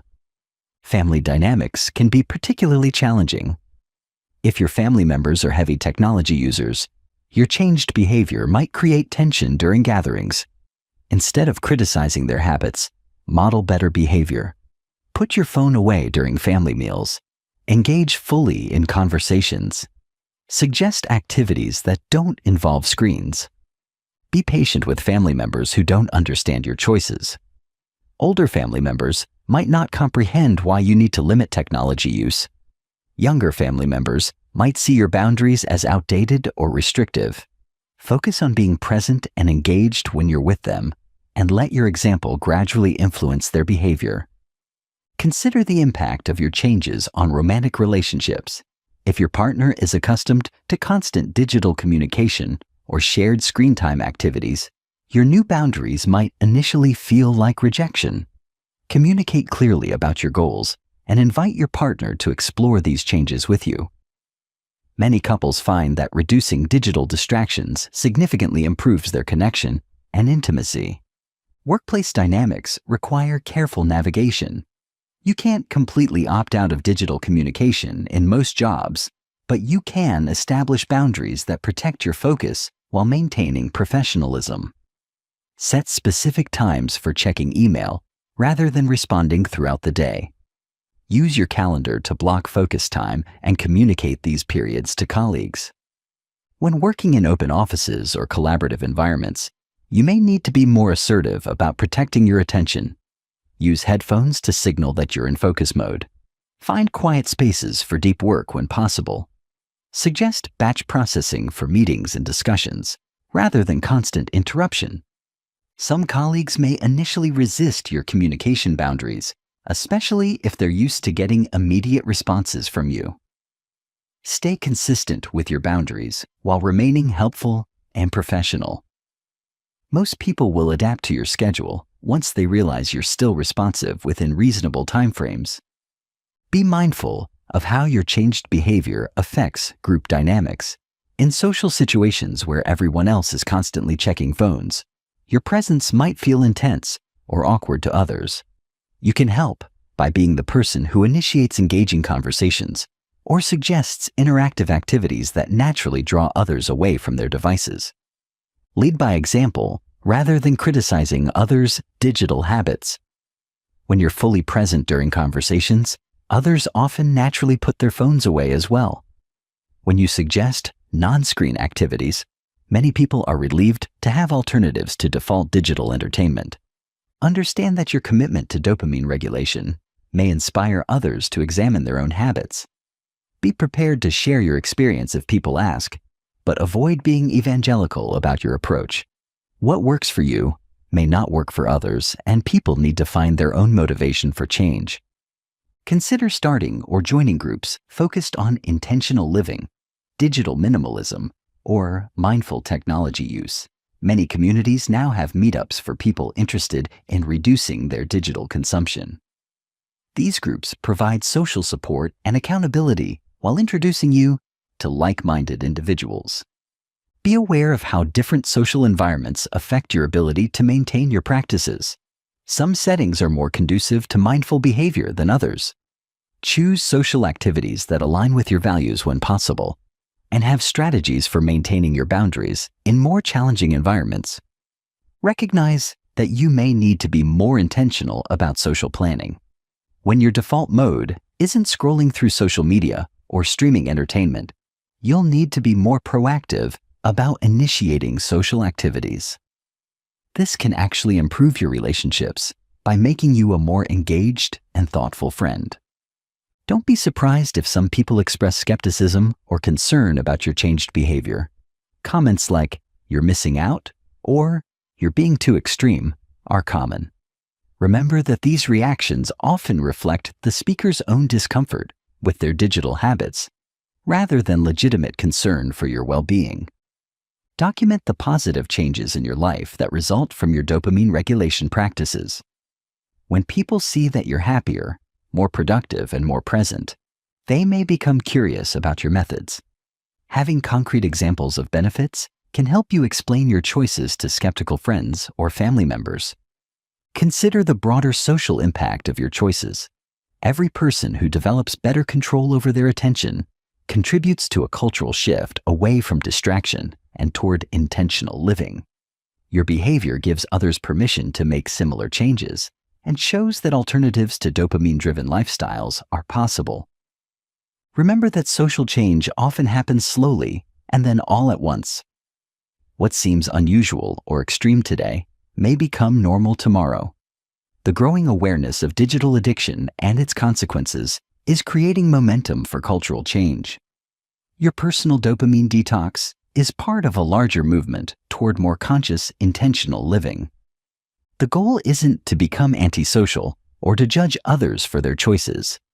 The goal is to maintain your own boundaries while remaining connected to the people who matter to you. With time and practice, you can navigate social situations while protecting your attention and potentially inspiring others to examine their own relationship with stimulation and distraction. Chapter 11. Advanced Strategies for Elite Focus. Once you've mastered the basics of dopamine regulation and built a foundation of sustained attention, you can implement advanced strategies that separate elite performers from the merely competent. These techniques require discipline and practice, but they can dramatically amplify your cognitive performance and ability to accomplish meaningful work. The first advanced strategy is attention cycling, a systematic approach to managing your mental energy throughout the day. Instead of trying to maintain peak focus continuously, you alternate between periods of intense concentration and strategic rest. This mirrors the training methods of elite athletes who use interval training to build superior performance capacity. Start by identifying your natural attention rhythms. Track your energy and focus levels every hour for a week. Most people have 2 to 3 periods per day when their attention is naturally sharp, and several periods when focus is more difficult. Use this data to design an attention schedule that works with your biology rather than against it. During your peak attention periods, engage in your most challenging and important work. Protect these times fiercely. No meetings, no emails, no interruptions. This is when you tackle complex problems, create original work, and make significant progress on your most important goals. These sessions should last 90 to 120 minutes, which aligns with your brain's natural focus cycles. Between peak focus periods, engage in restoration activities that actually restore your attention rather than depleting it further. This means avoiding stimulating content like social media, news, or entertainment. Instead, take walks in nature, practice meditation, do light physical exercise, or engage in manual tasks that don't require intense concentration. Implement strategic cognitive loading, a technique where you deliberately challenge your attention capacity to build greater focus strength. This is like progressive overload in physical training. Start with focus sessions that are just beyond your comfort zone and gradually increase the difficulty over time. One way to implement cognitive loading is to work on increasingly complex tasks for the same duration. Another approach is to maintain the same task complexity, but extend the duration. You can also add controlled distractions to your environment and practice maintaining focus despite them. The key is gradual progression that challenges but doesn't overwhelm your attention capacity. Practice attention switching exercises to develop cognitive flexibility. While sustained focus is crucial, the ability to quickly and completely shift attention between tasks is also valuable. Set up exercises where you alternate between different types of cognitive tasks every few minutes, working to make clean transitions without mental residue from the previous task. Master the art of attention anchoring, using physical sensations to maintain focus during challenging mental work. This could be focusing on your breath, maintaining awareness of your posture, or using a physical object as a concentration anchor. When your mind begins to wander, return to your physical anchor before redirecting attention to your work. Develop environmental control systems that support elite-level focus. This goes beyond removing distractions to actively optimizing your physical environment for concentration. Experiment with lighting, temperature, sound, and air quality to find the conditions that maximize your cognitive performance. Create multiple environments optimized for different types of work. Learn to use strategic boredom as a cognitive tool. Deliberately expose yourself to unstimulating periods where you resist the urge to seek entertainment or distraction. This builds tolerance for the restlessness that often accompanies challenging mental work and strengthens your ability to persist through difficult cognitive tasks. Implement micro-recovery techniques throughout your workday. These are brief practices that restore attention without breaking your overall focus state. Deep breathing exercises, brief stretching, or momentary meditation can reset your attention capacity during long work sessions. The key is keeping these recoveries short enough that you don't lose your focus momentum. Practice metacognitive monitoring, the ability to observe your own thinking processes while engaged in cognitive work. Notice when your attention is sharp versus when it's wavering. Identify the mental conditions that support your best thinking and those that interfere with it. This awareness allows you to optimize your cognitive performance in real time. Develop task-specific focus protocols. Different types of work require different attention strategies. Creative work might benefit from a more relaxed, associative attention style. Analytical work might require sharp, focused concentration. Communication tasks might need empathetic, socially oriented attention. Create specific protocols for entering the optimal attention state for each type of work. Use cognitive challenges to strengthen your attention muscle. Regularly engage in activities that require sustained concentration, but aren't part of your regular work. This could be learning complex music, studying challenging academic material, or practicing intricate manual skills. These activities build general attention capacity that transfers to all areas of your life. Master the skill of attention recovery. When your focus inevitably breaks during long sessions, develop the ability to quickly return to full concentration rather than allowing distraction to derail your entire session. This involves recognizing attention breaks early, having a specific protocol for returning to focus, and not judging yourself for the wandering. Elite performers expect attention breaks and have systems for managing them. Implement strategic mental rehearsal to optimize your focus sessions before they begin. Before starting important work, spend 2 to 3 minutes visualizing yourself working with perfect concentration. See yourself resisting distractions, maintaining steady attention, and completing high-quality work. This mental preparation primes your brain for the focused state you want to achieve. Learn to distinguish between different types of attention and match them to appropriate tasks. Focused attention works best for analytical tasks. Open attention supports creativity. Selective attention helps with complex environments, and sustained attention enables long-term projects. Understanding these distinctions allows you to choose the right mental mode for each situation. Practice attention stamina training by gradually extending your focus sessions beyond what feels comfortable. If you normally work in 60-minute blocks, occasionally push to 90 or 120 minutes. If you typically take breaks every hour, sometimes work for longer periods. This builds your capacity to maintain focus when circumstances require extended concentration. Develop signature focus rituals that signal to your brain that it's time for deep work. This could be brewing a specific type of tea, arranging your workspace in a particular way, or going through a brief meditation sequence. These rituals become triggers that help you enter a focused state more quickly and reliably. Chapter 12. Overcoming setbacks and maintaining long-term progress. No matter how committed you are to your dopamine detox, you will face setbacks. You'll have days when you spend too much time on social media, evenings when you binge-watch series, or periods when you fall back into old patterns of constant stimulation. The difference between long-term success and failure isn't avoiding all setbacks. It's how you respond when they inevitably occur. Understanding that setbacks are normal and predictable is the first step to managing them effectively. Your brain has spent years or even decades developing neural pathways associated with instant gratification. These pathways don't disappear overnight, and they can be reactivated by stress, boredom, social pressure, or simply letting your guard down. The most important principle for handling setbacks is immediate course correction rather than perfectionistic thinking. Many people operate with an all-or-nothing mindset where a single slip means they've failed completely. They spend one evening scrolling social media and conclude that their entire detox is ruined.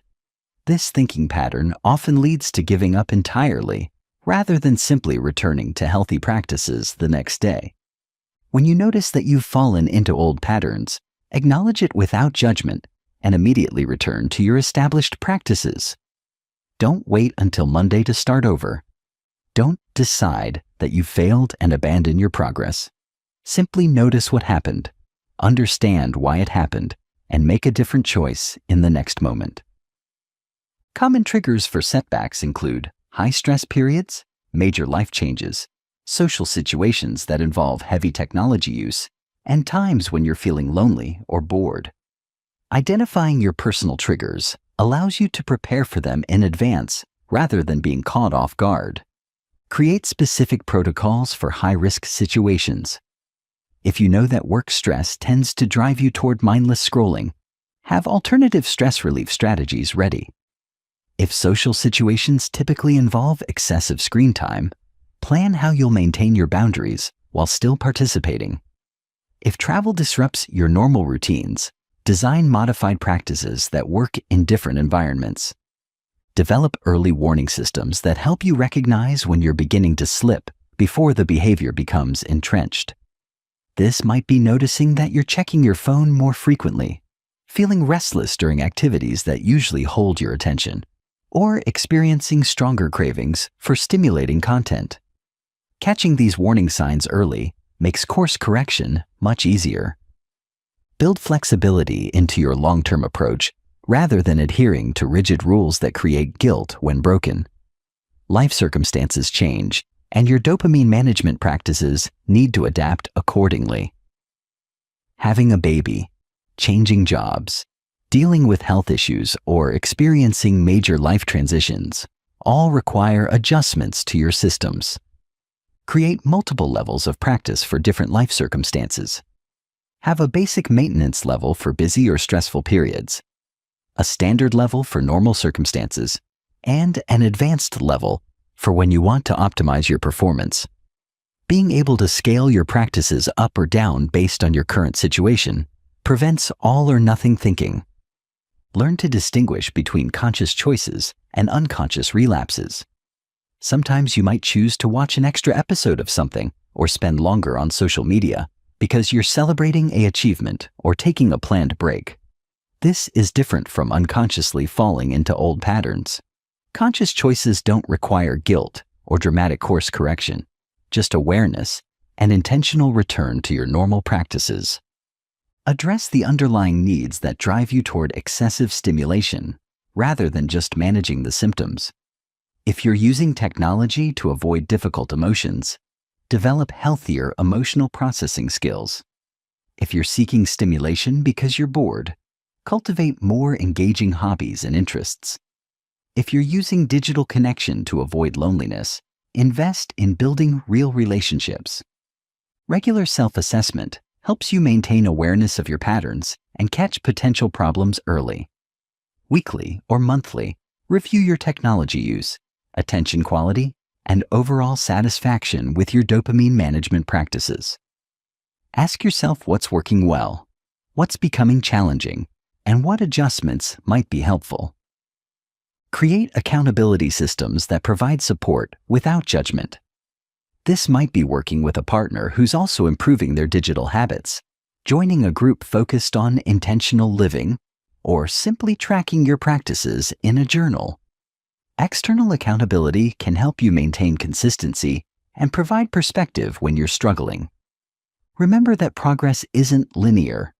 You'll have periods of excellent self-control, followed by periods where maintaining your practices feels difficult. This is normal and doesn't indicate failure.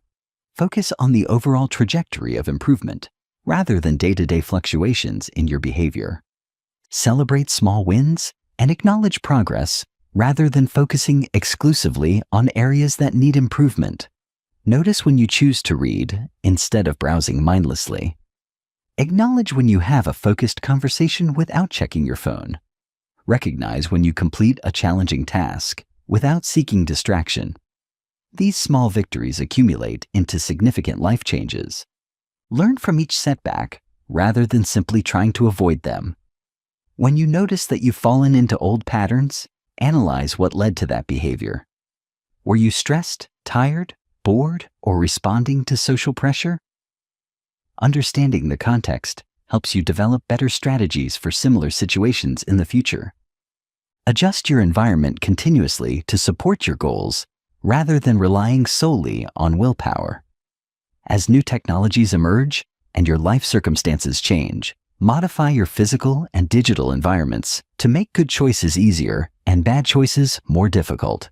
This might mean updating your phone settings, reorganizing your living space, or changing your daily routines. Understand that maintaining progress requires ongoing effort rather than reaching a point where good habits become effortless. Even people who have successfully managed their dopamine for years need to remain vigilant about new sources of artificial stimulation and changing life circumstances that might challenge their practices. View your dopamine management as a lifelong practice rather than a problem to be solved once and forgotten. Like physical fitness or maintaining relationships, it requires consistent attention and occasional adjustments. This perspective helps you approach setbacks as temporary challenges rather than permanent failures. Build support systems that understand and encourage your commitment to intentional living. Surround yourself with people who respect your boundaries around technology use and who model healthy relationships with stimulation and distraction. Having social support makes maintaining long-term changes much easier. Finally, remember why you started this journey. Regularly reconnect with your motivation for developing better control over your attention and stimulation. Whether it's achieving professional goals, building better relationships, or simply feeling more present and satisfied with your life, keeping your deeper motivations clear helps you persist through challenging periods. The people who successfully maintain long-term changes are not those who never experience setbacks. They're the ones who develop effective strategies for managing setbacks when they occur. They understand that sustainable change requires both commitment and flexibility, both discipline and self-compassion. Chapter 13. The Transformation: Life After Dopamine Detox. After weeks or months of systematically rewiring your relationship with stimulation and reward, you'll begin to experience changes that go far beyond just being able to focus better or resist the urge to check your phone.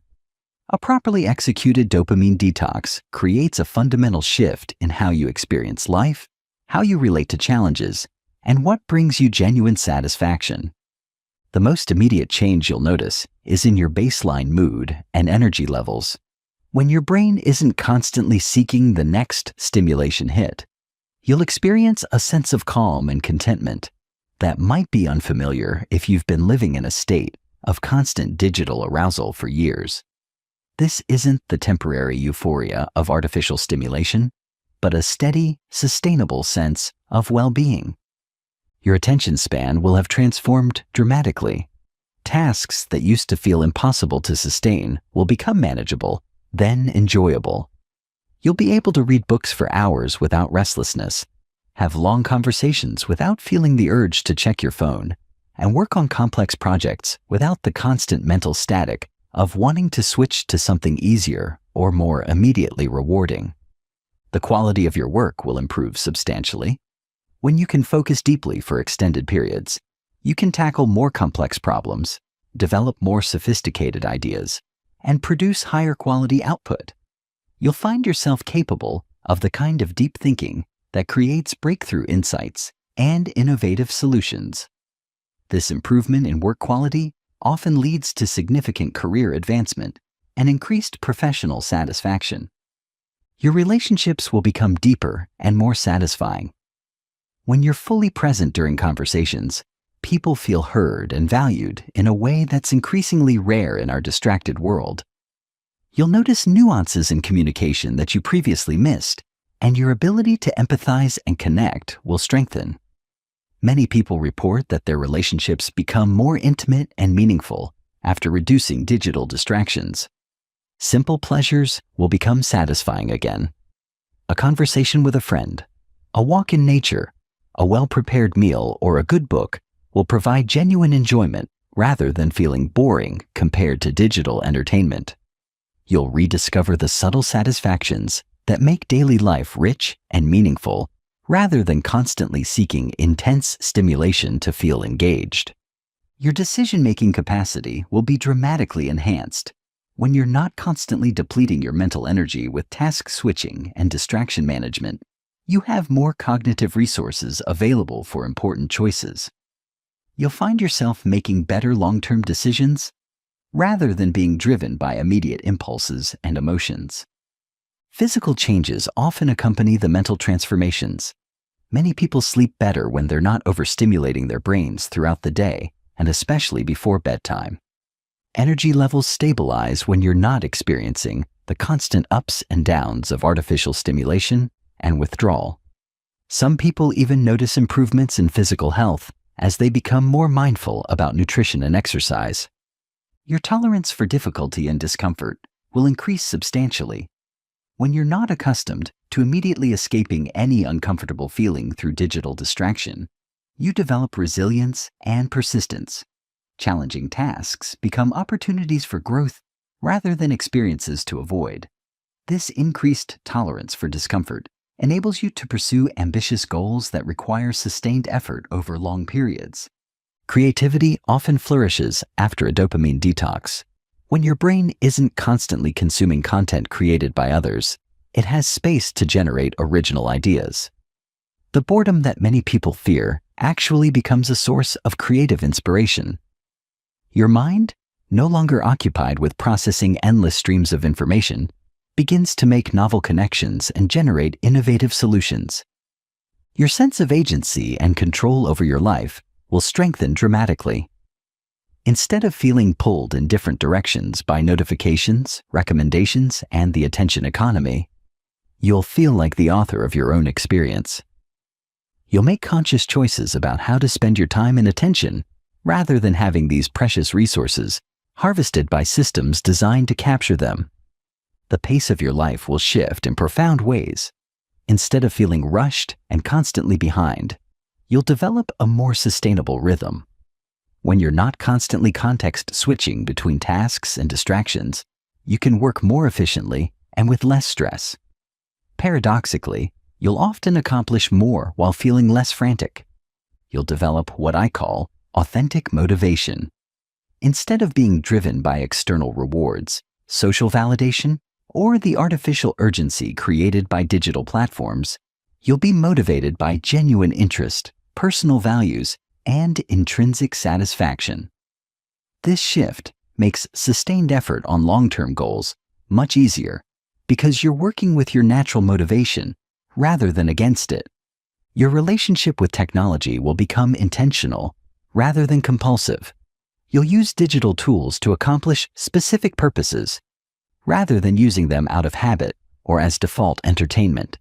When you do engage with potentially stimulating content, you'll do so consciously and within appropriate boundaries rather than losing hours to mindless consumption. Many people experience a profound shift in their life priorities after a successful dopamine detox. Activities and goals that seemed important when viewed through the lens of social media metrics or cultural pressures may lose their appeal. Conversely, pursuits that provide genuine satisfaction and meaning become more attractive, even if they don't offer external validation or immediate rewards. Your learning capacity will expand significantly. When you can sustain attention on challenging material for extended periods, you can master complex skills and knowledge domains that would be impossible to tackle with a scattered attention span. This enhanced learning ability creates a positive feedback loop where increased competence leads to increased confidence and motivation. The transformation extends to how you handle stress and challenging emotions. Instead of immediately seeking distraction when faced with difficult feelings, you'll develop the capacity to sit with discomfort and process emotions in healthy ways. This emotional resilience improves your relationships and your ability to navigate life's inevitable challenges. Your sense of time will change. When you're not constantly checking devices or consuming rapid-fire content, you'll experience time more fully. Moments will feel richer and more complete rather than rushing by in a blur of notifications and task switching. This deeper experience of time often leads to feeling more satisfied with how you're spending your life. Perhaps most importantly, you'll develop unshakable confidence in your ability to direct your own attention and make conscious choices about your mental state. This metacognitive control becomes the foundation for achieving any goal or creating any change you desire in your life. When you know you can focus when you need to focus and resist impulses when you need to resist them, you become genuinely unstoppable. The transformation isn't just about what you stop doing. It's about who you become. You become someone who can delay gratification, who can tolerate discomfort, who can focus deeply, who can connect authentically, and who can pursue meaningful goals with sustained effort. These qualities enable you to create the kind of life that most people only dream about.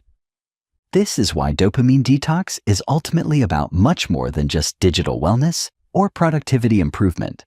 It's about reclaiming your human potential and designing a life based on your values and authentic desires, rather than the manipulative systems that profit from your distraction.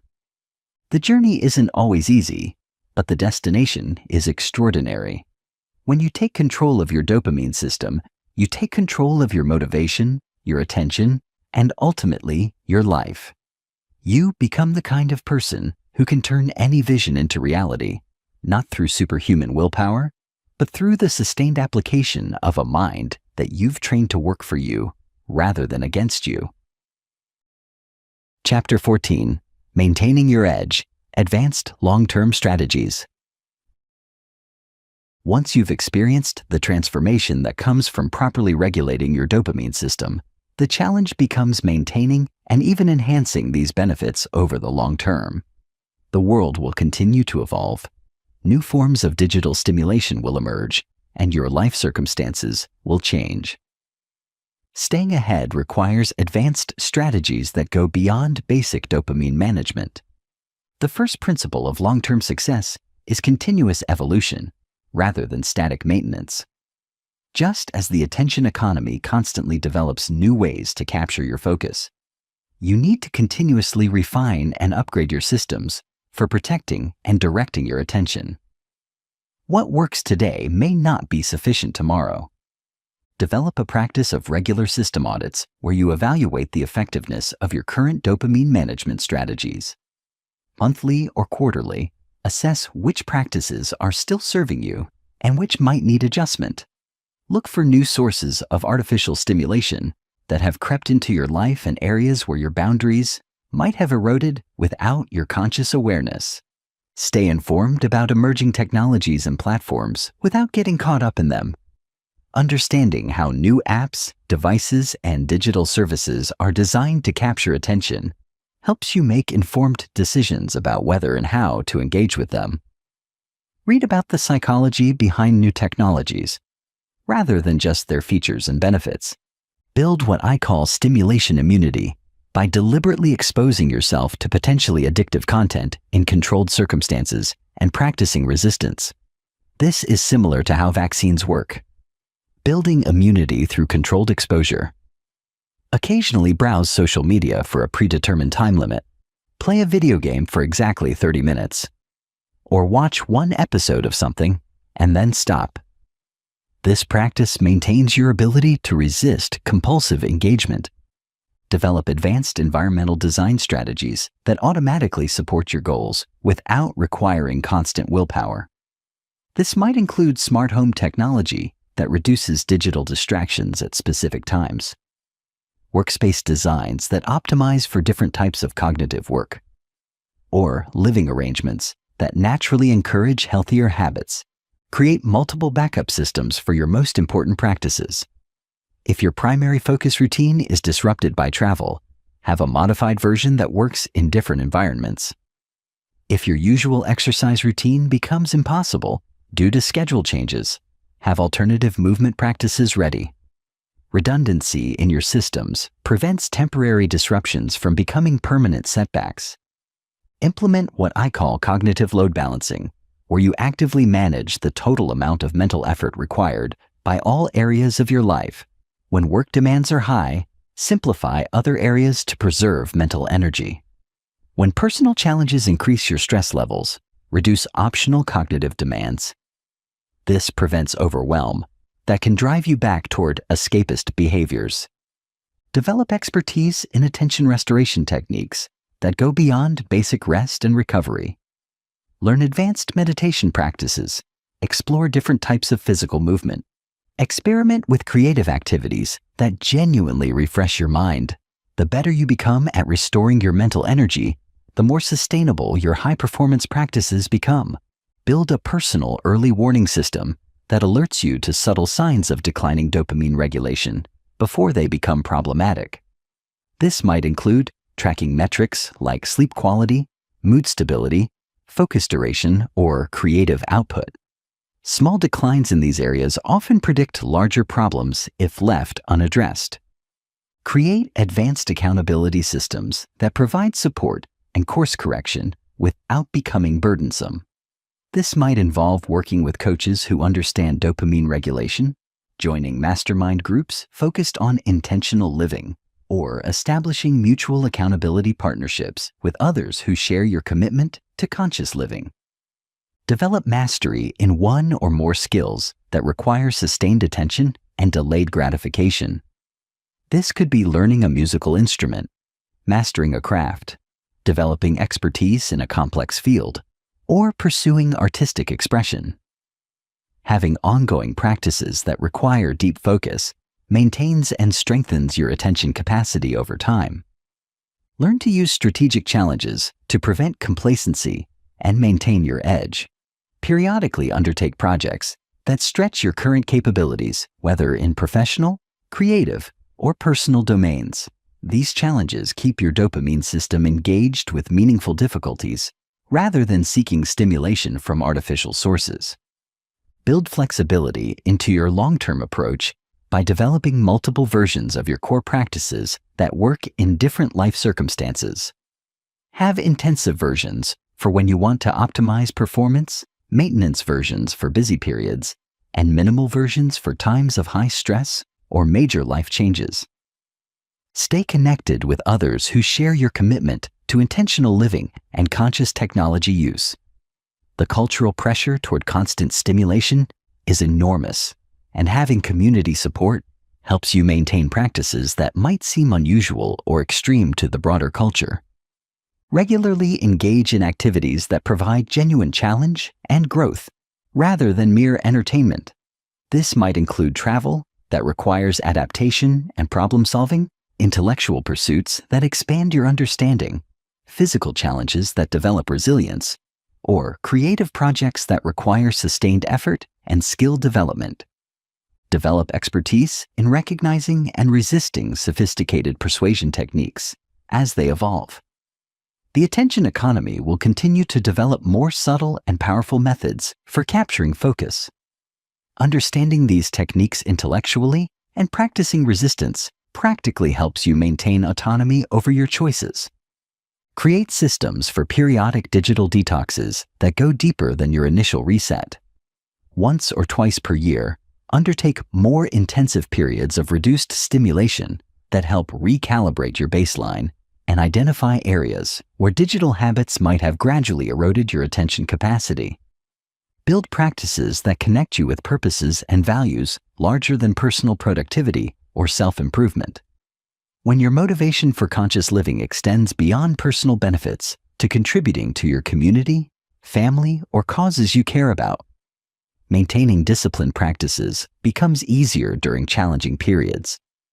Learn to view your dopamine regulation practices as a competitive advantage rather than a limitation. In a world where most people are becoming increasingly distracted and impulsive, your ability to focus deeply and delay gratification becomes increasingly valuable and rare. Develop sophisticated decision-making frameworks for evaluating new technologies, platforms, and digital services before adopting them. Consider not just their immediate utility, but their potential long-term impact on your attention, motivation, and ability to pursue meaningful goals. Stay curious about the cutting edge of neuroscience and psychology research related to attention, motivation, and digital wellness. New discoveries about how the brain works can inform and improve your practices. However, be cautious about constantly changing your approach based on every new study. Balance innovation with consistency. The ultimate goal of advanced long-term strategies is to become anti-fragile in your relationship with technology and stimulation. Anti-fragile systems don't just resist damage, they actually become stronger when exposed to stress. By continuously evolving your practices and maintaining high standards for your attention and focus, you become more resilient and capable over time rather than gradually declining. Remember that maintaining your edge requires ongoing effort and attention. The benefits of dopamine regulation are not permanent if you stop practicing the behaviors that created them. However, the investment of time and energy required to maintain these practices pays enormous dividends in every area of your life. The people who successfully maintain high levels of focus and intentional living over decades are those who treat it as a craft worthy of continuous refinement rather than a problem to be solved once and forgotten. They understand that in a world designed to capture and monetize attention, protecting and directing your focus becomes one of the most important skills you can develop. Chapter 15. Beyond Personal Transformation: Creating a Legacy of Intentional Living. Your journey of dopamine regulation and intentional living doesn't end with personal transformation. In fact, the most profound impact often comes when you begin to influence others and contribute to a broader cultural shift away from distraction and toward meaningful engagement with life. The principles you've learned and the changes you've made can ripple outward in ways that affect your family, community, and even society at large. Start by recognizing that your transformed behavior is already influencing others, whether you realize it or not.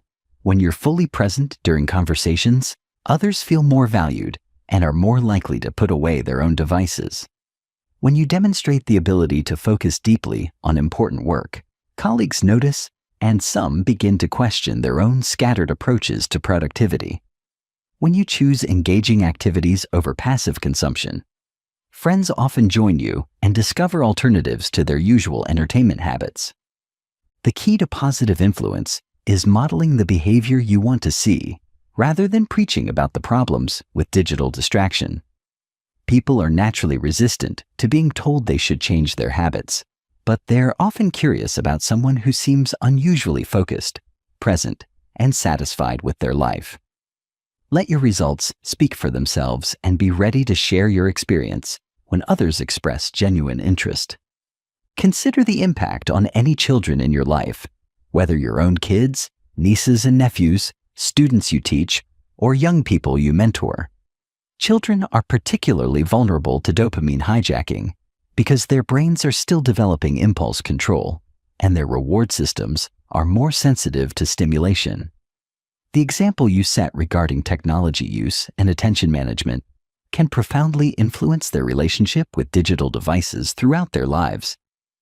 Demonstrate for young people what engaged adulthood looks like. Show them that happiness doesn't require constant entertainment, that learning can be intrinsically rewarding, that relationships are more satisfying when you're fully present, and that meaningful work provides deeper satisfaction than passive consumption.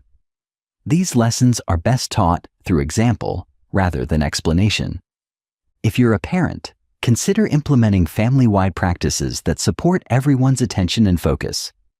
This might include device-free mealtimes, designated homework, and reading hours without screens, family activities that require cooperation and presence, or regular periods where everyone engages in individual focused activities in the same space.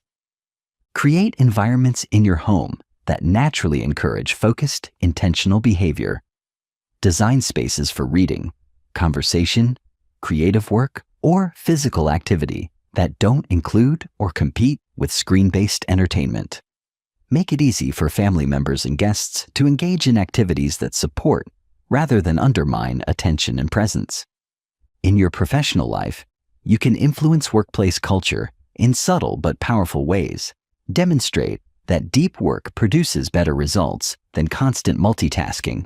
Model healthy communication boundaries by responding to emails at designated times, rather than constantly throughout the day. Suggest meeting formats that encourage focused discussion rather than fractured attention. Advocate for policies and practices in your workplace that support employee focus and well-being. This might include guidelines about after-hours communication, creating quiet spaces for concentrated work, or implementing meeting-free periods when people can engage in deep work without interruption. Consider how your consumption choices reflect and influence values around attention and intentional living. Support businesses and creators who produce high-quality, thoughtful content rather than those who exploit psychological vulnerabilities for profit. Choose products and services from companies that demonstrate respect for their customers' time and attention. Share your knowledge and experience with others who express interest in improving their own relationship with technology and attention. This doesn't mean becoming an evangelist for dopamine detox, but being willing to offer practical advice and support to people who are struggling with digital overwhelm or attention difficulties. Document your journey and insights in ways that might help others. This could be through writing, speaking, creating content, or simply having thoughtful conversations about the challenges and benefits of intentional living in a distracting world. Your experience has value for others who are facing similar challenges. Engage with your community in ways that promote connection and engagement over passive consumption. Organize or participate in activities that bring people together for meaningful interaction. Support local businesses and organizations that create opportunities for genuine community rather than digital connection. Consider the broader social and political implications of widespread attention fragmentation. Democracy depends on citizens who can think critically about complex issues. Sustain attention long enough to understand nuanced problems and resist manipulation by those who profit from confusion and distraction. Your commitment to clear thinking and intentional focus contributes to a healthier society. Support research and organizations working to understand and address the societal impacts of digital technology and attention economy business models. This might involve donating to relevant causes, participating in studies, or advocating for policies that protect cognitive freedom and digital rights. Recognize that cultural change often happens slowly and then suddenly. The growing awareness of digital addiction and its consequences is creating momentum for broader shifts in how society thinks about technology, attention, and intentional living. Your personal transformation contributes to this larger movement. Teach others the specific skills and strategies that have worked for you. This might involve formal teaching or mentoring relationships, but it often happens through informal sharing of techniques and insights. Help others understand that attention management is a learnable skill rather than a fixed trait. Build and maintain communities of people who share your commitment to intentional living. These communities provide mutual support and accountability while also demonstrating to the broader culture that alternatives to distraction-driven lifestyles are possible and desirable. Consider how your professional skills and expertise can contribute to solutions for societal challenges related to attention and digital wellness. Whether you work in technology, education, healthcare, policy, or any other field, there are likely opportunities to use your knowledge and influence to promote healthier relationships with digital technology. Remember that lasting social change requires both individual transformation and systemic change. While personal dopamine regulation is crucial, it's also important to advocate for changes in how technology is designed, regulated, and integrated into society. Support efforts to create technology that enhances rather than undermines human flourishing. The ultimate goal isn't to return to a pre-digital world, but to create a future where technology serves human values and goals, rather than exploiting human psychology for profit. This vision requires people who have developed conscious relationships with technology and who can model what intentional living looks like in the digital age. Your journey of dopamine regulation and attention management is ultimately about much more than personal productivity or digital wellness. It's about reclaiming human agency in an age of algorithmic influence, demonstrating that conscious choice is possible in a world designed to capture attention and contributing to a culture that values depth over surface, intention over impulse, and meaning over mere stimulation. The legacy you create through your commitment to intentional living extends far beyond your own life. Every conversation where you're fully present, every project where you demonstrate sustained focus, every choice to engage meaningfully rather than consume passively, contributes to a broader transformation in how humanity relates to technology, attention, and what it means to live a fulfilling life. The work you've done to take back control over your dopamine system is just the beginning. The real impact comes from using that control to create value, build relationships, pursue meaningful goals, and inspire others to discover what becomes possible when you're no longer a slave to artificial stimulation. This is how personal transformation becomes social transformation, and how individual liberation contributes to collective flourishing. The future belongs to those who can think clearly, focus deeply, and choose consciously in a world designed to prevent all three. By mastering your own attention and dopamine regulation, you become part of the solution to one of the most pressing challenges of our time. You demonstrate that human beings can remain human even in an age of artificial intelligence, constant connectivity, and algorithmic persuasion. Your commitment to intentional living is ultimately a commitment to human dignity, agency, and potential. It's a declaration that you refuse to be reduced to a collection of behavioral patterns to be exploited for profit. It's an assertion that consciousness, choice, and meaning matter more than engagement metrics and attention capture. This is your invitation to not just transform your own life, but to become part of a movement toward a more intentional, focused, and genuinely human way of living. The world needs people who can demonstrate that alternative ways of being are possible. Your journey of dopamine regulation is your contribution to that demonstration. The choice is yours. You now have the knowledge, tools, and strategies to take complete control over your dopamine system, and through that control, your attention, your motivation, and your life. The question isn't whether you can do it. The question is whether you will do it, not just for yourself, but for everyone whose life you have the opportunity to influence. Your brain is waiting to be rewired. Your potential is waiting to be unleashed. Your life is waiting to be consciously created rather than passively consumed. The time for half measures and good intentions is over. The time for transformation is now. The greatest success you can achieve isn't measured in productivity metrics or digital wellness scores. It's measured in the depth of your relationships, the quality of your thinking, the significance of your contributions, and the example you set for what it means to be fully human in an age that profits from making you less than human. This is your moment to choose. Choose consciousness over automation. Choose intention over impulse. Choose depth over distraction. Choose to become the kind of person who can focus when focus is required, who can delay gratification when delays serve larger purposes, and who can find genuine satisfaction in the meaningful rather than the merely stimulating. Your journey begins now.